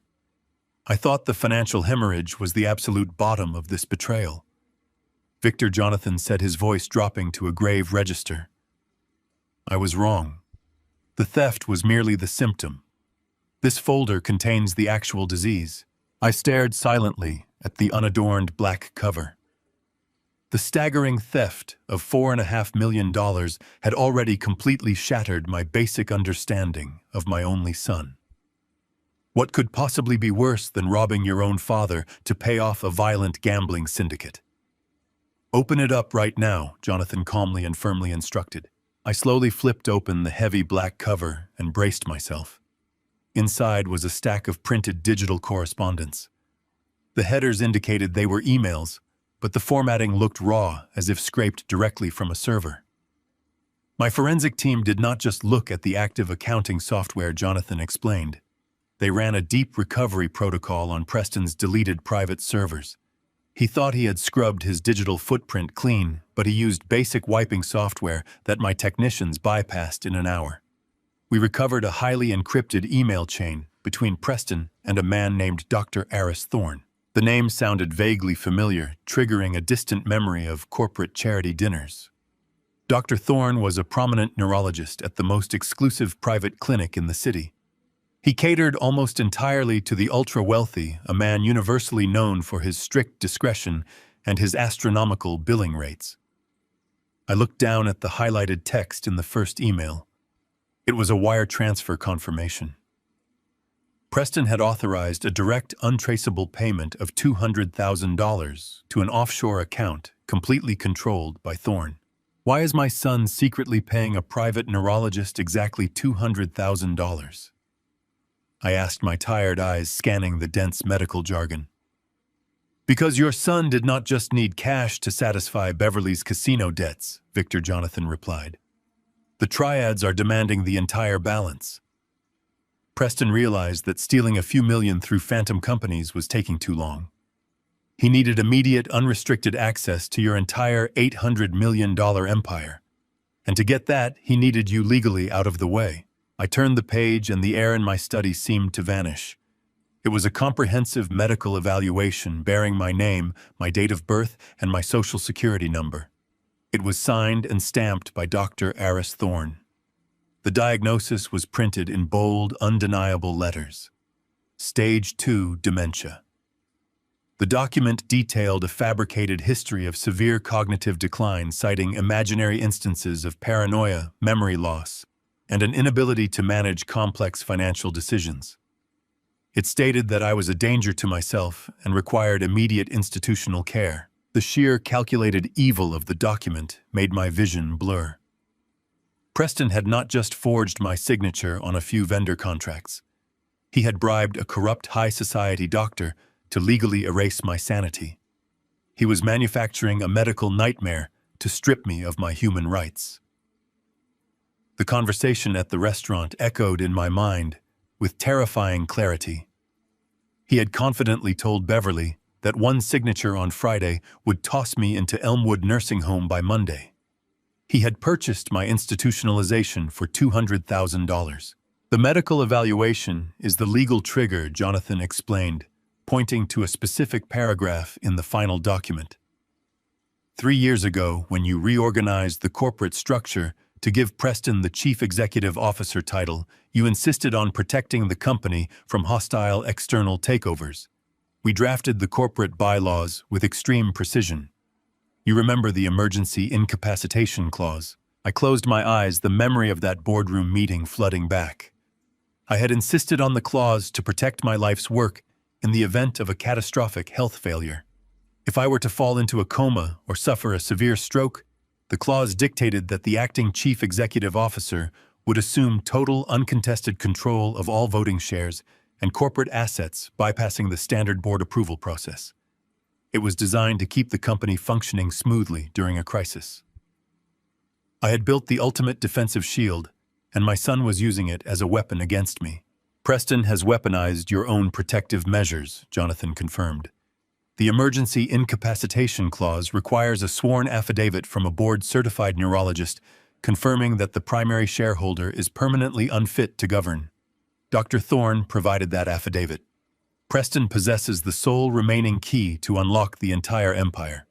He does not need your permission anymore. He does not need you to sign a single piece of paper. The power of attorney he filed at the bank was just a temporary measure to secure immediate cash. The ultimate goal is the complete activation of the incapacitation clause, and the timeline, I asked, my voice devoid of emotion. When does he plan to drop the guillotine? Jonathan tapped the final page of the dossier. The corporate bylaws stipulate that the board of directors must be notified 48 hours before the incapacitation clause is fully executed. Preston sent the sealed medical documents to the board secretary this morning. The mandatory 48-hour waiting period officially expires this coming Friday. By Friday afternoon, he will be the sole undisputed master of your $800 million estate. You will be legally classified as a ward of the state, and your forced relocation to Elmwood Nursing Home will be completely lawful. I stood up from my desk, leaving the black folder open under the harsh glow of my reading lamp. The betrayal was so profound, so absolutely complete, that it burned away any lingering traces of sorrow. The man who had wept over a stolen emerald brooch no longer existed. He had been entirely replaced by a cold, calculating machine. My son had spent months building an intricate, invisible cage around me, carefully locking every door and sealing every window. He had bribed doctors, forged contracts, and stolen from my private vault, all while looking me in the eye and smiling.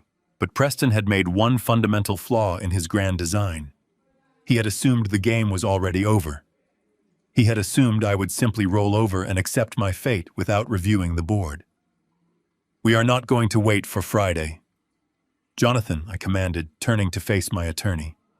"We are going to brutally strike the exact moment he feels the most powerful and secure.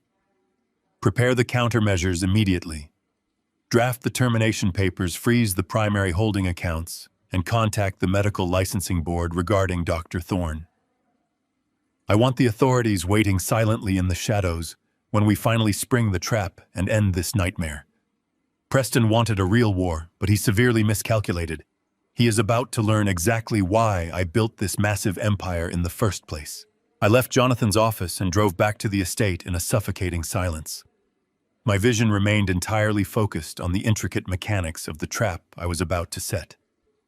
For decades, I had relied on authority to control boardrooms. Now I had to do the exact opposite. I had to become a pathetic, declining old man entirely dependent on a son who possessed absolutely no mercy. I pulled through the iron gates of my mansion. I parked the vehicle and sat behind the steering wheel, practicing my physical transformation. I forced my spine to curve forward, dropping my proud shoulders into a perpetual slump.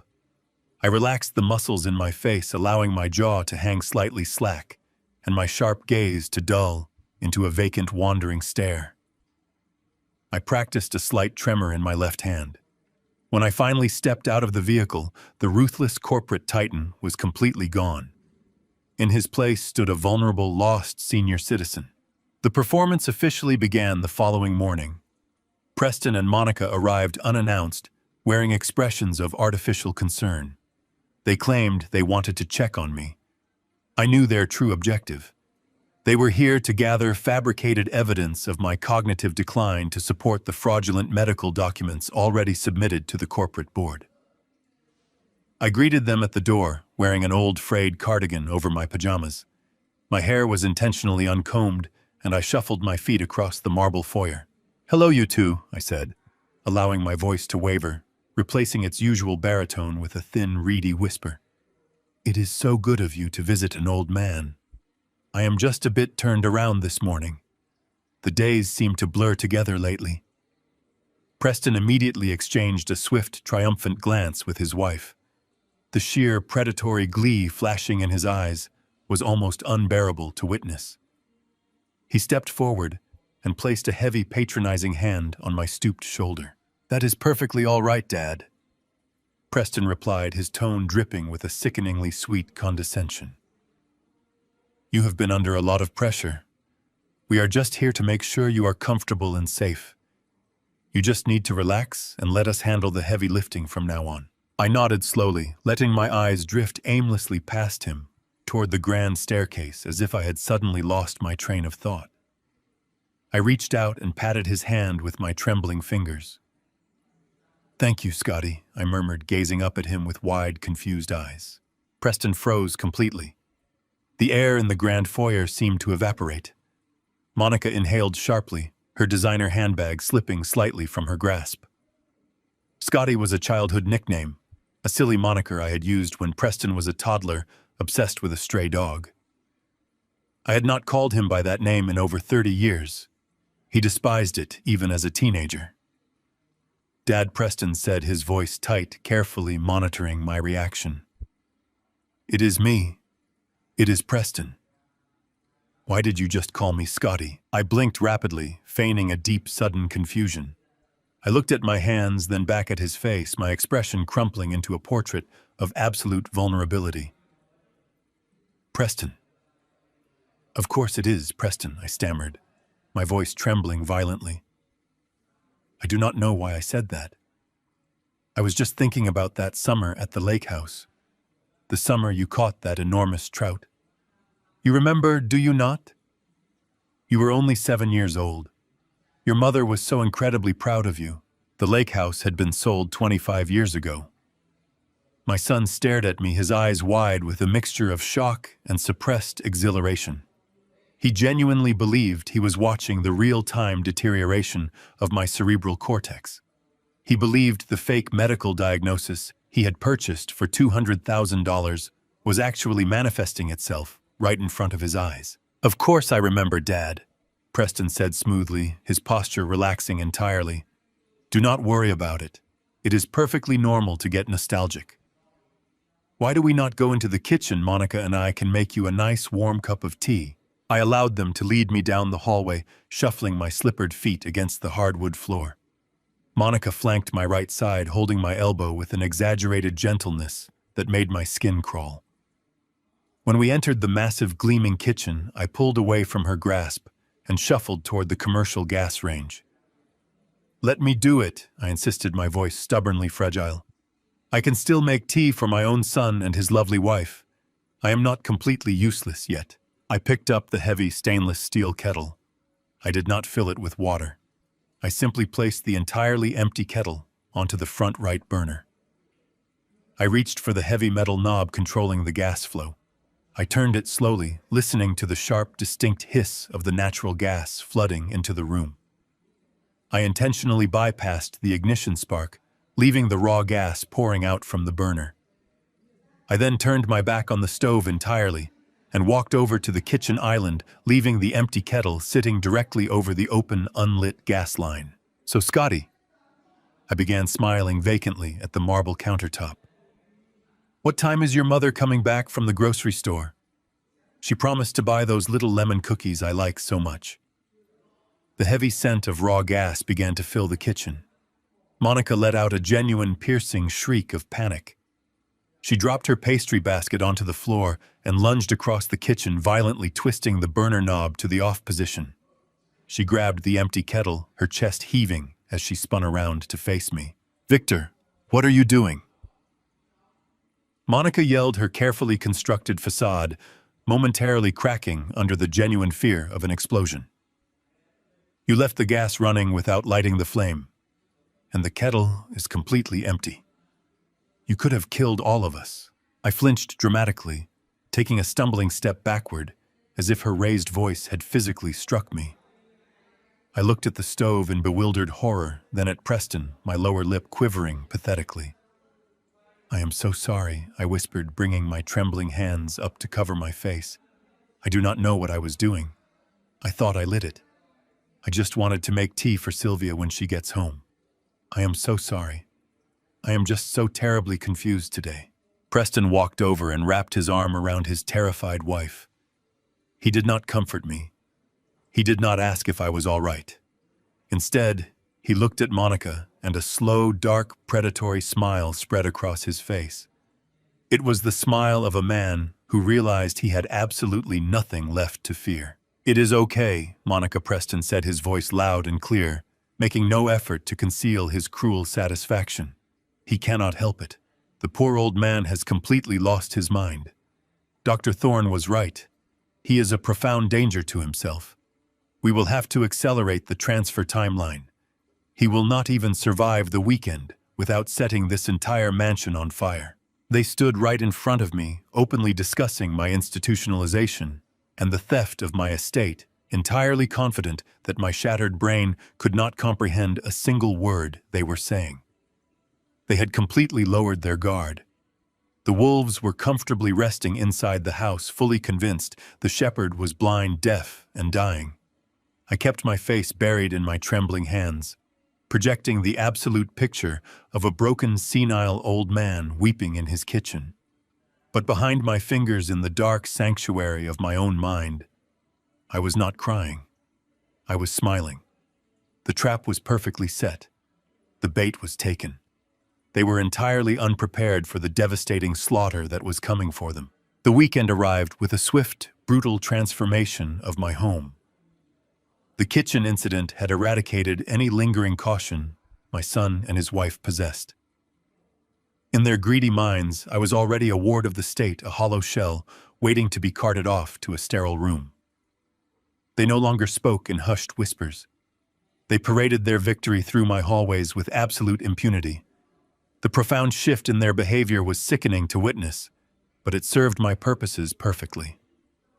The trap was armed. By Saturday morning, the invasion officially began. I was sitting in my leather armchair by the window, pretending to stare vacantly at the rain, when the heavy rumble of a moving truck vibrated through the floorboards. I shuffled out into the grand foyer, leaning heavily on the polished mahogany banister. I watched a crew of burly men carrying an endless parade of atrocious furniture through my doors. They lugged hideous gold-painted sideboards, velvet chaises that smelled of mothballs, and gaudy ceramic lamps that looked like cheap carnival prizes. It was a chaotic circus of bad taste, entirely clashing with the refined elegance Sylvia and I had carefully curated over 4 decades. Trailing right behind the movers was Beverly, radiating a toxic, triumphant energy. She swept into my foyer wearing an ostentatious fur coat, pointing a manicured finger and shouting orders at the sweating men. "Put that dreadful mirror against the far wall," she shrieked, her voice echoing harshly against the high ceilings. "And take those drab landscape paintings down to make room for my portraits." I stood at the top of the grand staircase, gripping the railing to steady myself. Beverly had not asked for permission. She had not offered a polite warning. Emboldened by my fictional dementia, she was simply staking her claim, moving her tacky possessions into my home, as if I were already buried 6 feet under the earth. Monica emerged from the formal dining room carrying a clipboard and checking off items as they were unloaded. Preston trailed behind her, sipping coffee and nodding approvingly at the chaotic scene. They were transforming my home into their personal headquarters, a command center from which they would liquidate my assets to pay off Beverly's massive syndicate debts. I let out a soft, pathetic wheeze, ensuring they heard my frail presence on the landing. "Oh, Victor," Beverly cooed, looking up at me with a sickeningly sweet smile. "Do not worry your confused little head about all this noise. We are just bringing in a few familiar items to make the house feel more comfortable while we take care of you." I nodded slowly, putting on a vacant, agreeable smile before retreating back into the shadows of the upper hallway. But the true cruelty of their occupation had not yet reached its peak. That afternoon, the house grew relatively quiet as the movers finally departed. I was standing near the edge of the balcony, concealed by the heavy velvet drapes, when I heard sharp voices drifting up from the kitchen. It was Monica, and her tone was laced with pure venom. I peered down through the wrought iron balusters and saw her cornering Maria, my loyal housekeeper. Maria had been with my family for over 20 years. She had helped Sylvia arrange the garden. She had baked cookies for Preston when he was a boy. She was a woman of absolute integrity, a quiet, gentle soul who knew every corner of this estate and loved it just as much as I did. Monica was standing inches from Maria's face, holding up a small decorative silver spoon that normally rested on the dining room buffet. "I found this shoved into the bottom of your cleaning caddy," Monica hissed, her voice vibrating with manufactured outrage. "I have suspected for weeks that things were going missing around here. My father-in-law's mind is failing, and you thought you could take advantage of his condition to line your pockets. You thought nobody would notice silver disappearing from a confused old man." Maria stood frozen in shock, her dark eyes wide with horror and disbelief. She shook her head frantically, her hands gripping the edge of her white apron. "Mrs. Monica, please no," Maria pleaded, her voice breaking with genuine distress. "I would never take anything from Mr. Victor. I have served this family for 2 decades. I polished that spoon this morning and must have accidentally dropped it into the caddy. It was an honest mistake, I swear to you on my life. I have never stolen a single thing. Please, you must believe me. Mr. Victor knows me. He knows I am an honest woman." She looked up toward the ceiling, praying I would appear and defend her honor. "Do not bring him into this." Monica snapped, stepping forward and invading Maria's personal space. "He does not even know what day of the week it is. I am running this household now, and I will not tolerate a thief under my roof. Pack your belongings immediately. You are fired. If you are not off this property in exactly 1 hour, I will call the police and have you arrested for grand larceny. I will make sure you never find work in this city again. Go. Now." Maria let out a choked, devastated sob. Her shoulders collapsed under the weight of the cruel accusation. She covered her face with her hands and turned away, fleeing down the service corridor toward her modest living quarters. I watched the entire brutal exchange from the top of the stairs. My hands gripped the mahogany banister so tightly, my knuckles turned completely white. My entire body was trembling, but it was absolutely not from the fragility of old age. I was vibrating with a suppressed, boiling rage that threatened to consume me entirely. Monica had not fired Maria because she believed a spoon was stolen. She fired her because Maria was loyal to me.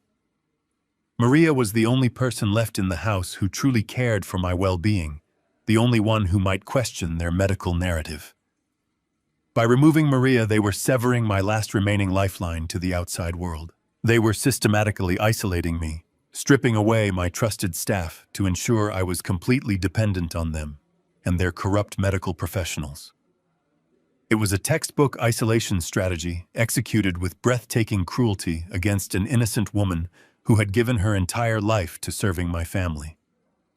I wanted to storm down the stairs. I wanted to grab Monica by her collar and throw her and her parasitic mother out into the pouring rain. I wanted to tear up the fraudulent power of attorney and watch the color drain from their greedy faces. But I forced myself to remain hidden in the shadows. The trap was not yet fully sprung. If I revealed my sanity now, the entire operation would collapse prematurely. I backed away from the railing and retreated into the absolute privacy of my master suite. I locked the heavy oak door behind me and walked over to my secure bedside safe. I retrieved my personal, untraceable mobile phone, a device Preston did not know existed. My hands were perfectly steady as I typed a message to Maria's personal number. I had to reassure her without compromising my carefully constructed facade. I could not let her leave believing she had been abandoned by the family she loved. I quickly composed a brief text message, ensuring the tone was sharp and completely authoritative. It was the voice of the true, calculating Victor Caldwell reaching out through the darkness. I typed the final words and hit send, watching the small delivery icon appear on the screen. "Take a 2-week paid vacation. I am cleaning house." I watched the small delivery icon appear on the screen, confirming Maria had received my message. The digital checkmark was a silent promise of the retribution to come. I placed the encrypted phone back into the biometric safe and locked it securely away. The subsequent days bled together in a grueling test of my psychological endurance. From Sunday through Wednesday, I endured the agonizing theater of my own supposed mental collapse. I shuffled through the sprawling hallways of my estate, allowing my shoulders to droop and my eyes to remain perpetually clouded. I listened to the abhorrent sounds of Beverly redecorating the West Wing, her shrill voice barking demands at the temporary domestic staff Monica had hired to replace Maria. They treated my home like a conquered territory, drinking my vintage wine, rearranging my antique furniture, and speaking to me in slow, patronizing tones as if I were a confused toddler. I swallowed the bitter bile of my pride, nodding vacantly whenever Preston patted my arm and told me everything was going to be perfectly fine. He was absolutely convinced that my mind was rapidly dissolving, a convenient casualty of advanced age and fabricated neurological decay. He believed his $200,000 bribe to Dr. Thorne was actively bearing fruit before his very eyes. I needed him to remain in that state of blissful ignorance. I needed his arrogance to swell to the point of absolute blindness. By Thursday evening, the atmosphere in the mansion felt thick with anticipation. The deadline for their hostile corporate takeover was rapidly approaching. The fraudulent medical documents Preston had submitted to the corporate board would trigger the emergency incapacitation clause by Friday afternoon. He was merely counting down the hours until he became the undisputed master of an $800 million empire. It was time to give him exactly what he desired, wrapped in a perfectly orchestrated illusion of surrender. The sky outside the towering estate windows had turned a bruised, stormy purple, perfectly matching the dark mood inside the house.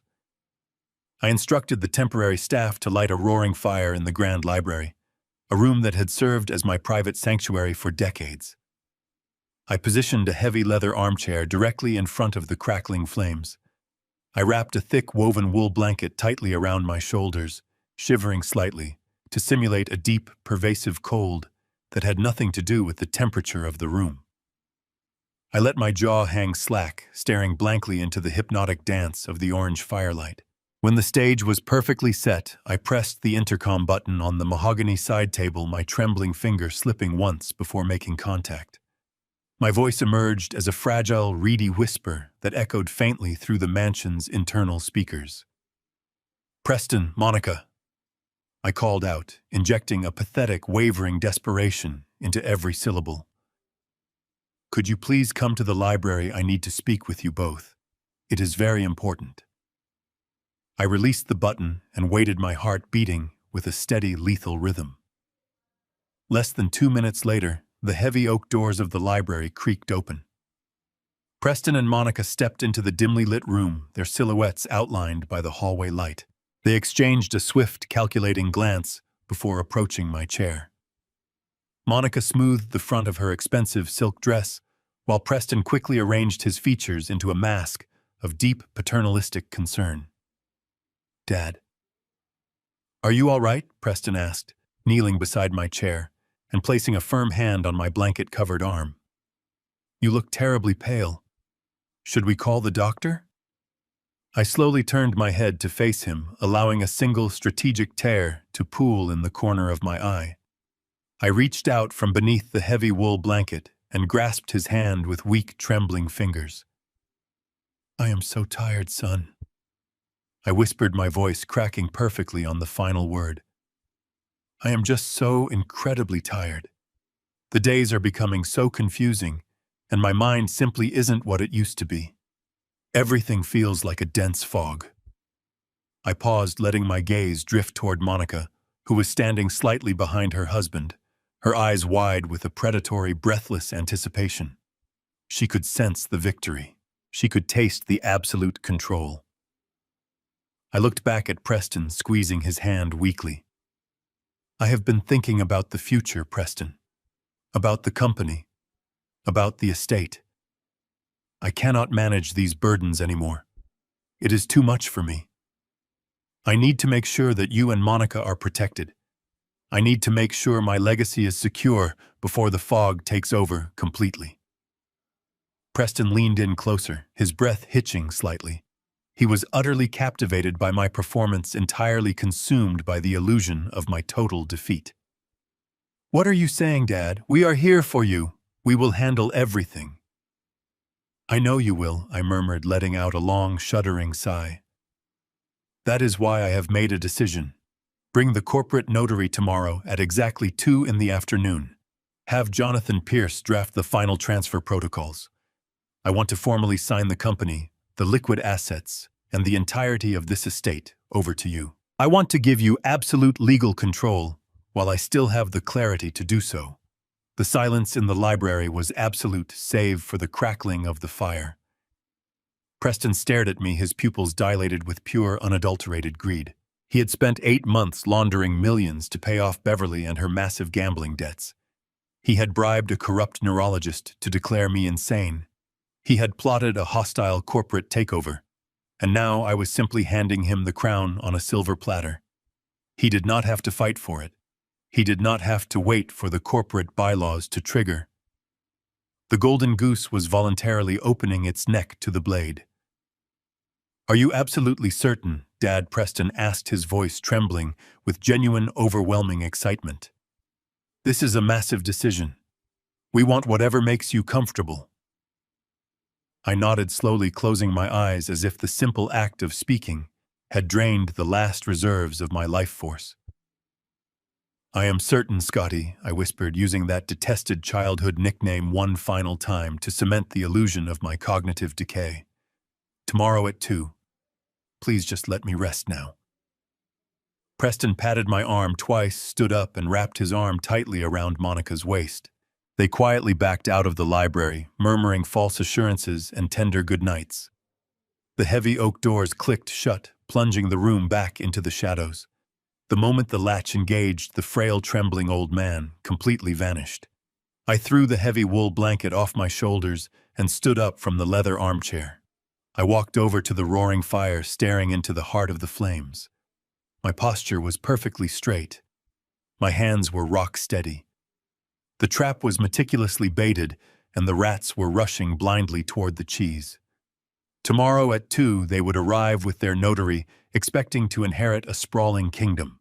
Instead, they would find the wolf waiting to devour them. Friday afternoon arrived with a heavy, oppressive stillness. The antique grandfather clock in the grand hallway ticked with a slow, methodical rhythm, marking the final minutes of my son's temporary reign. It was 10 minutes to 2. I sat in my wheelchair near the perimeter of the formal living room, my legs covered by a thick tartan blanket.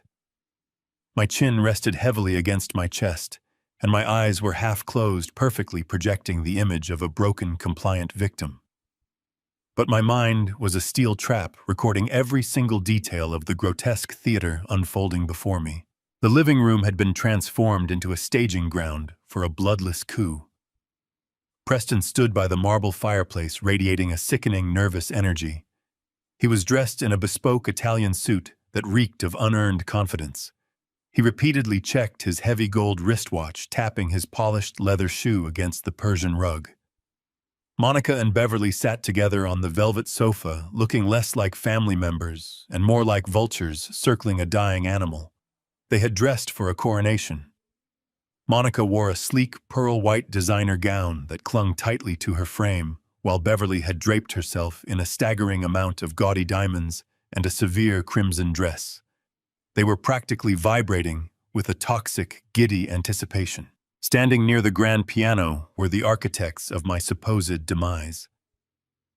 Dr. Aris Thorne, the prominent neurologist who had sold his medical oath for $200,000, stood nursing a crystal tumbler of sparkling water. He wore a perfectly tailored charcoal suit, his silver hair immaculately groomed. He projected an aura of absolute medical authority, a brilliant disguise for a man devoid of a moral compass. Beside him stood a short, balding man clutching a thick leather briefcase to his chest. This was the notary, undoubtedly a corrupt associate Preston had acquired to stamp the final seals on my financial execution. At exactly 5 minutes to 2, Preston walked over to the mahogany bar cart and retrieved a chilled bottle of vintage champagne. The sharp pop of the cork echoed loudly in the cavernous room, a sound of premature victory. He poured the bubbling golden liquid into 5 crystal flutes, handing them out to his accomplices. He bypassed me entirely, leaving me sitting in the shadows. I watched as they huddled together near the center of the room, their voices dropping into hushed conspiratorial whispers. I slowed my breathing, tuning my hearing to catch their conversation. They were so blinded by their own greed, so completely convinced of my cognitive decay that they barely bothered to conceal their words. Beverly took a long sip of her champagne, her hands trembling slightly, betraying the desperate panic beneath her arrogant facade. "We wire the funds to Macau the very second the ink is dry on those transfer documents," Beverly hissed, her voice tight with terror and anticipation. "I spoke to their intermediaries this morning. They are losing their patience, Preston. We cannot afford a single banking delay." Preston nodded, confidently, swirling the champagne in his flute. "Do not worry about the syndicates, Beverly. The emergency incapacitation clause gives me total unrestricted control over the primary holding accounts. The board secretary received Thorne's medical affidavit yesterday. Once the notary seals these final signature waivers, the entire $800 million treasury is mine to command. I will have the $4.5 million wired offshore by 3 o'clock, and we will still have hundreds of millions left to play with. We are absolutely untouchable." Monica laughed, a bright, chilling sound that cut through the heavy air. She looked over at me, her eyes sweeping over my slumped, pathetic form with pure, unadulterated disgust. "And what do we do with him?" she asked, gesturing vaguely in my direction but with her champagne flute. I do not want him lingering around the house all weekend. It is completely depressing. Dr. Thorne stepped forward, adjusting his expensive silk tie. Elmwood Nursing Home is expecting a secure transport vehicle at 4 o'clock, he stated in his smooth, practiced baritone. The private suite is fully prepared. They specialize in severe dementia cases. Once he is admitted under my medical directive, he will be heavily sedated and comfortably isolated. You will never have to deal with his outbursts or his wandering again. The notary nervously cleared his throat, tapping his fingers against his thick leather briefcase. We just need to execute the documents smoothly, he murmured, his eyes darting toward the heavy oak doors. As long as he provides a physical signature or a verifiable thumbprint in my presence, the legal transfer of the estate and the corporate voting rights will be permanently binding. The court will recognize the medical power of attorney unconditionally. They clinked their glasses together, sealing their wicked pact. They were celebrating the theft of my life, the destruction of my freedom, and the complete annihilation of my legacy. They believed they had outsmarted a titan. They believed they could siphon away my wealth to satisfy violent criminals and lock me in a sterile padded room to rot until I died. They had planned my funeral while I was still breathing. I sat in my wheelchair feeling the coarse wool of the tartan blanket against my palms. I did not feel fear. I did not feel sadness. I felt an absolute freezing clarity. The antique grandfather clock in the hallway began to chime its deep resonant bells, striking 2 o'clock. The sound reverberated through the grand living room, silencing their whispers. Preston set his empty champagne flute down on the marble coffee table with a sharp, decisive clink. He nodded to the notary, who immediately unlatched his leather briefcase and pulled out a thick stack of legal documents. Dr. Thorne stepped to the side, maintaining a posture of objective medical supervision. Monica and Beverly moved closer to the fireplace, their eyes gleaming with toxic excitement, watching the final act of their brilliant heist unfold. Preston walked slowly toward my wheelchair, carrying a silver fountain pen. He crouched down in front of me, putting on his mask of gentle, loving concern. He reached out and placed a warm hand over my knee. "Dad," he said softly, his voice dripping with false empathy. "It is time. The doctors and the lawyers are here just like we discussed yesterday. We are going to take care of everything for you just like you wanted. I need you to sign a few papers to make sure you are safe and protected." I kept my head down, staring blankly at the polished wooden floor. I let my right hand tremble violently as I slowly lifted it from beneath the heavy blanket. Preston smiled a triumphant, sickeningly sweet smile as he held out the silver pen. He believed he had won. He believed I was gone.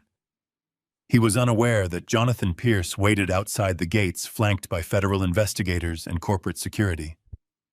I took a deep, silent breath, feeling the formidable power of my empire surging back into my veins. The illusion was over. The trap was ready to snap shut, and the wolves were entirely at my mercy. I did not take the silver fountain pen from my son.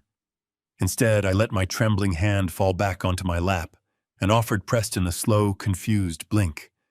I whispered that I needed my special reading glasses from my study to properly see the lines on the documents. Preston, desperate to keep me agreeable and entirely focused on getting my signature, enthusiastically nodded and patted my shoulder. He stepped aside, allowing me to wheel myself out of the formal living room and down the long corridor. I pushed through the heavy oak doors of my private study, leaving the wolves to their celebratory champagne. The moment the doors clicked shut, the fragile invalid ceased to exist. I stood up from the wheelchair, discarding the thick tartan blanket onto the floor. I stripped off the frayed woolen cardigan and the loose pajama shirt. Waiting for me on my leather sofa was my armor. I dressed methodically, pulling on a crisp white dress shirt and adjusting a crimson silk tie. I slipped into my bespoke Italian charcoal gray CEO suit, a garment tailored for boardrooms and battlefields. I checked my reflection in the antique mirror, smoothing my silver hair. My posture was ramrod straight. My eyes were lethal.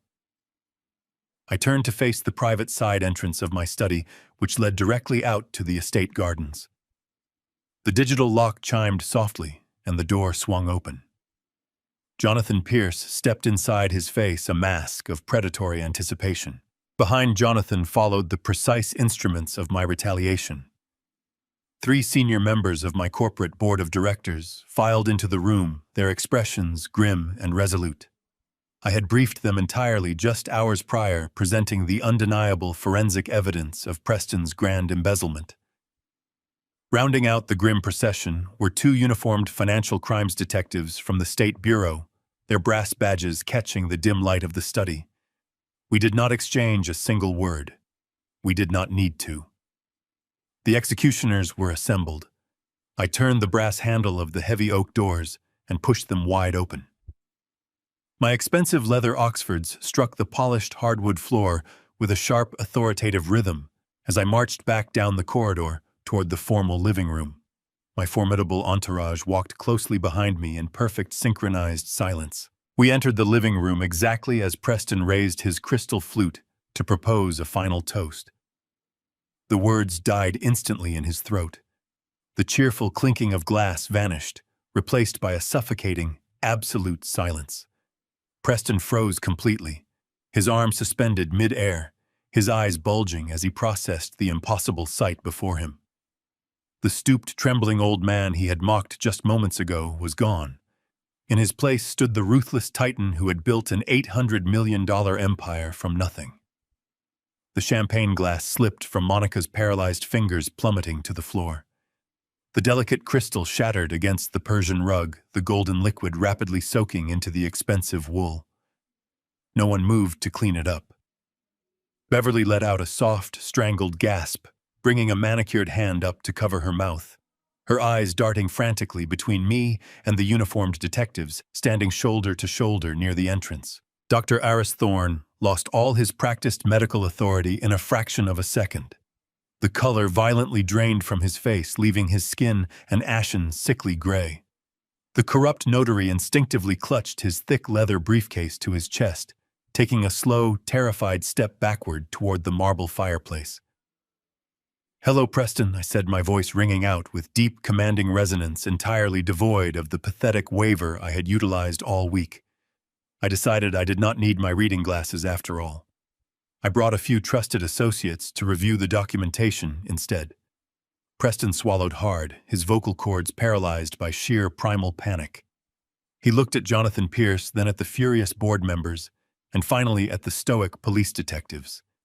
His meticulously constructed fantasy was violently imploding before his very eyes. "Dad," he finally stammered, his voice cracking pitifully. "What is the meaning of this? Why are the police in our house?" I stepped further into the room, my gaze sweeping over the pathetic group of conspirators. "This is not your house, Preston," I corrected him, my tone laced with glacial hostility. "And these officers are not here for a social visit. They are here to dismantle a criminal syndicate operating out of my corporate treasury." Jonathan stepped forward, opening his sleek black briefcase and extracting the forensic audit files. "Let us discuss your emergency incapacitation clause." Preston, Jonathan began, his voice cutting through the silent room like a razor blade. "Or rather, let us discuss the $200,000 wire transfer you sent to an offshore account controlled by Dr. Thorne in exchange for a fabricated diagnosis of stage 2 dementia." Dr. Thorne flinched violently, his crystal tumbler shaking in his grip. "That is an absurd accusation," the doctor sputtered, attempting to muster a shred of professional indignation. "I am a highly respected neurologist. This is a gross violation of medical privacy." The taller of the 2 detectives stepped forward, holding a printed warrant in his gloved hand. "We have full access to your deleted private server, Dr. Thorne," the detective stated coldly. "We have the encrypted email chain detailing your price for a fraudulent medical affidavit. You are currently under arrest for criminal conspiracy, medical fraud, and grand extortion." The doctor collapsed onto the velvet sofa, dropping his head between his knees as his lucrative career instantly evaporated. I turned my attention away from the disgraced physician and locked my eyes directly onto Beverly. The arrogant socialite was hyperventilating, her heavy diamond necklace rising and falling rapidly against her chest. "And now we must address the phantom vendors," I said, my voice dropping to a dangerous, terrifying calm. $4.5 million, Preston. You siphoned $4.5 million out of my company using completely fraudulent logistics contracts. Preston took a desperate step backward, shaking his head. "Dad, please, I can explain everything. I was trying to invest it. I was trying to grow the portfolio." I cut him off, my voice booming across the room. "You were wiring the capital to offshore VIP accounts in Macau to cover the massive violent debts incurred by your degenerate mother-in-law. You were feeding my life's work to the triads to protect this parasitic woman from her own severe gambling addiction." Beverly let out a wretched sobbing wail, burying her face in her hands. Monica turned on her mother, her eyes wide with a mixture of betrayal and absolute terror. The corrupt notary quietly placed his briefcase on the floor and raised his hand, desperately trying to signal his surrender to the advancing police detectives. "It is officially over," Preston redeclared, watching the federal officers retrieve their steel handcuffs. "Your accounts are permanently frozen. Your power of attorney is legally voided. The board of directors has voted to terminate your employment effectively immediately. You wanted to inherit my empire. Instead, you are now going to inherit a prison cell." I did not raise my voice. I did not need to yell to command the absolute attention of every single person in that room. My power had never resided in volume. It resided in precision. I stepped forward and retrieved a thick, leather-bound folder from Jonathan. I tossed it onto the glass surface of the coffee table. It landed with a heavy, definitive thud that made the crystal champagne flutes rattle against each other. The sound echoed like a judge striking a wooden gavel. "Inside that folder is the complete, unredacted financial history of your pathetic little conspiracy," I stated, my voice dropping to a deadly, icy whisper that chilled the air. "It contains every single unauthorized transaction, every hidden email, and every offshore routing number you foolishly believed were untraceable. Let us begin with you, Beverly." The older woman flinched, as if I had physically struck her. She clutched her diamond necklace, her breathing shallow and frantic. I kept my gaze locked onto her trembling form. "You owed $3.2 million to a violent gambling syndicate operating out of Macau." I continued enunciating every word with surgical cruelty. "You thought you could use my son to bleed my corporate accounts dry to save your own worthless skin. You thought my legacy was nothing more than a personal slush fund to cover your degenerate lifestyle. We have the wire transfers, Beverly. We have the digital signatures. We have the encrypted communication between your offshore shell companies and the syndicate operatives." Beverly did not try to deny it. She could not formulate a single word of defense. Her legs simply gave out beneath her. She collapsed heavily into the nearest armchair, burying her face in her hands and weeping with loud, ugly, gasping sobs. The arrogant queen of high society was instantly reduced to a terrified, broken criminal waiting for her inevitable prison sentence. I turned my attention to the two men standing frozen near the fireplace. Jonathan Pierce stepped forward, opening a separate file and extracting a stack of papers bearing official medical seals. He held them up for the detectives to see. "These are the fabricated medical evaluations outlining a fictional diagnosis of advanced stage dementia," Jonathan announced, his voice ringing with righteous legal fury. They were signed and certified by Dr. Eris Thorne, who received a massive illicit payment for his perjury. And they were officially stamped by this notary, who knowingly validated forged signatures to bypass standard corporate governance. The two financial crimes detectives did not hesitate for a fraction of a second. They moved with swift, terrifying efficiency. The taller detective grabbed Dr. Thorne by the shoulder, spinning him around and slamming his hands behind his back. The sharp, metallic click of the steel handcuffs locking into place echoed through the silent room. The doctor offered no resistance. He simply stared blankly at the floor as his lucrative career, his spotless reputation, and his freedom were simultaneously obliterated. The second detective moved toward the sweating notary, who dropped his heavy leather briefcase and immediately raised his trembling hands in the air. murmuring desperate, pathetic apologies that fell on entirely deaf ears. He was handcuffed and pushed roughly toward the doorway alongside the disgraced physician. Preston stood completely paralyzed. His perfect custom-tailored suit suddenly looked like a cheap costume. The smug, predatory arrogance that had defined his demeanor for the past week had been entirely erased, replaced by the hollow, wide-eyed stare of a man watching his executioner approach. He looked at the folder on the glass table, then at the detectives, and finally at me. "Dad, please, you have to listen to me," Preston begged, his voice cracking into a high, pathetic whine. "I am your son. You cannot do this to your own flesh and blood. We can fix this. I will pay back every single cent. I will work for the rest of my life to make it right. Do not let them take me away." I looked at the man standing before me and felt absolutely nothing. The paternal bond he was desperately trying to invoke had been severed the moment he chose to steal my life. "You stopped being my son the day you decided to treat me like a disposable burden," I replied, my deadly whisper cutting through his desperate pleas. "But you did not just steal from me, Preston. You failed to read the most important document of all. You failed to understand the foundational architecture of the empire you were trying to conquer." I gestured toward Jonathan, who pulled a final heavy document from his briefcase. "This is the master charter of the Caldwell Family Trust," I explained, watching the last remaining drop of color drain from Preston's face. "It is an ironclad legal fortress designed to protect my assets from external predators and internal parasites alike.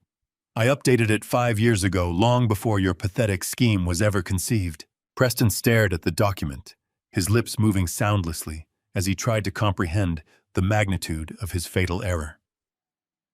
I leaned closer to him, ensuring he heard every single syllable of his ultimate destruction. "The trust contains a very specific, irreversible countermeasure," I whispered.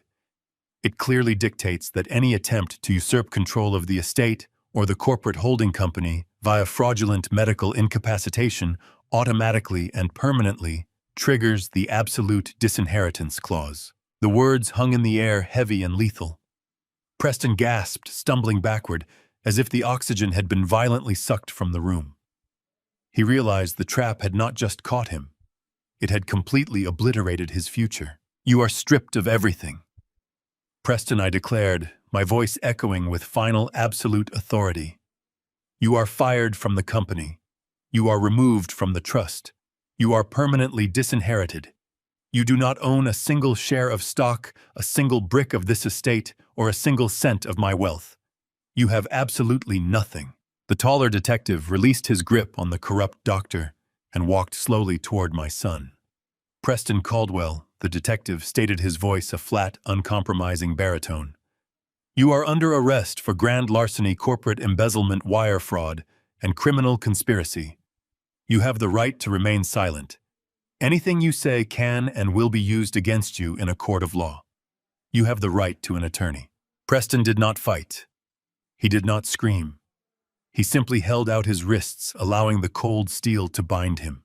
He was absolutely nothing more than a deeply hollow, entirely defeated, and miserably broken shell of a man who had finally met his ultimate destiny. Monica had been standing near the sofa, watching her entire universe violently implode in a matter of minutes.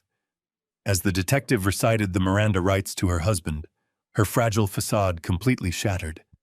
She dropped heavily to her knees on the expensive Persian rug, the pristine white fabric of her designer gown pooling around her. She crawled toward my wheelchair, tears streaming down her face, ruining her perfect makeup. "Victor, please, I am begging you," Monica sobbed, reaching out with trembling hands to grasp the fabric of my trousers. I had nothing to do with the offshore accounts. I did not know about the gambling debts. It was all Preston and my mother. "You cannot let them take everything from us. Where will I go? How will I survive? Please have mercy on us. We are your family." I looked down at her kneeling figure. I remembered the sheer cruelty in her voice when she fired Maria. I remembered the predatory glee in her eyes when she discussed locking me away in a sterile room to rot. I felt no mercy. I felt only the cold, satisfying weight of absolute justice. I slowly reached down and peeled her trembling fingers off my trousers, casting her hands aside with undeniable disgust. I adjusted the cuffs of my bespoke charcoal suit and looked at the three pathetic criminals cowering in my beautiful living room. "I think it is time I go to a nursing home," I said, delivering the final fatal blow with a voice as cold as winter ice. "You will now have plenty of time to reflect on your terrible life decisions. You three can figure out how to pay your legal fees from a prison cell." The heavy oak doors clicked shut behind the detectives as they marched my former family out of the grand estate. The suffocating tension that had choked my home for weeks instantly evaporated, replaced by the profound, absolute silence of total victory. 3 months later, the dust from that explosive afternoon had completely settled. The wheels of justice often turn slowly for the common man, but when fueled by an $80 million corporate legal team, they grind forward with terrifying speed. Preston faced a highly publicized and utterly brutal trial. Confronted with a mountain of irrefutable forensic evidence, offshore routing numbers, and the damning testimony of Dr. Thorne, who desperately flipped on him for a reduced medical fraud sentence, my son had no avenue of escape. His high-priced defense attorneys advised an unconditional guilty plea. The presiding judge was entirely unsympathetic to a privileged, arrogant corporate heir attempting to steal from his own ailing father. Preston was sentenced to 6 years in a federal penitentiary without the possibility of early parole. He traded his bespoke Italian suits for a coarse orange canvas uniform, locked away in a concrete cell where his immense arrogance meant absolutely nothing. The fallout for Monica and her parasitic mother was equally absolute and completely devastating. The very moment Preston was indicted and his primary accounts were frozen, Monica filed for divorce, desperately attempting to distance herself from the sinking ship. But her calculated cowardly abandonment did not save her. The Internal Revenue Service, alerted by our comprehensive forensic audit, descended upon her and Beverly like starving wolves. Every single designer handbag, every piece of lavish jewelry, and the luxury vehicles they had purchased with stolen corporate funds were systematically seized by federal agents to satisfy the massive embezzlement debts and tax penalties. Stripped of their stolen wealth and completely shunned by the high society circles they once desperately clawed to impress, they were evicted from their upscale neighborhood. I recently received a brief, highly satisfying report from Jonathan Pierce indicating that the two women are now living together in a cheap rundown motel on the dreary outskirts of the city, working menial minimum wage jobs just to survive. The false queens of high society had finally been permanently dethroned. With the parasites surgically removed from my life, I began the process of deep purification. My very first act upon regaining total, unquestioned control of my estate was to locate Maria. I sent my private driver to her modest apartment and invited her back to my corporate office. When she walked through the doors, her kind eyes were still heavy with the unjust shame Monica had inflicted upon her. I stood up, poured her a cup of tea, and personally apologized for the profound cruelty she had endured under my roof. I reinstated her as the head of my household staff, doubling her previous salary and establishing a secure, fully funded retirement trust in her name. The tearful, overwhelming gratitude in her eyes reminded me that genuine loyalty is the rarest and most valuable currency in this world, and it must always be fiercely protected. However, I could no longer remain in the sprawling suburban estate. The grand hallways and manicured gardens felt permanently tainted by the memory of Preston and Monica creeping through the shadows, measuring the drapes for their hostile takeover. I quietly listed the massive property on the private market, liquidating the mansion and its contents within a matter of weeks. I purchased a breathtaking, ultra-modern penthouse in the absolute center of downtown Boston. It features soaring floor-to-ceiling windows, sleek marble floors, and an unhindered panoramic view of the bustling city below. It is a fortress of glass and steel, completely isolated from the toxic memories of the past. With the embezzled $4.5 million fully recovered from the frozen Macau syndicate accounts, I refused to absorb the tainted capital back into my corporate treasury. Instead, I channeled every single cent of that recovered money into a new, heavily endowed philanthropic foundation. I established a massive, prestigious business scholarship entirely in Sylvia's name. It provides full academic funding for brilliant, underprivileged young women who possess the drive to conquer the corporate world, ensuring that my late wife's spirit of generosity and fierce intelligence will continue to shape the future long after I am gone. Now I stand alone in the quiet elegance of my new penthouse. The sun is setting, casting a brilliant golden fire across the Boston skyline. I hold a heavy crystal glass filled with rare aged bourbon, the amber liquid catching the fading light. I take a slow, satisfying sip, feeling the smooth warmth slide down my throat. I look out over the sprawling city, a king who successfully defended his castle against the very heirs who sought to usurp his throne. In life, there is a dangerous misconception that old age equates to weakness. People assume that because a man's hair turns gray, his mind goes dull and his fangs lose their sharpness. But my son forgot one vital truth. You do not survive 50 years in the trenches of the corporate world by being soft. True strength isn't about screaming when you are wronged. It is about staying silent, gathering your evidence, and striking only when you hold all the cards. Never confuse a father's patience and love with stupidity. A sleeping wolf is still a wolf. Have you ever had a family member mistake your kindness for weakness? How did you handle their betrayal? Drop your story in the comments below. I read every single one. If my story gave you chills, hit that subscribe button and turn on notifications for more brutal life lessons.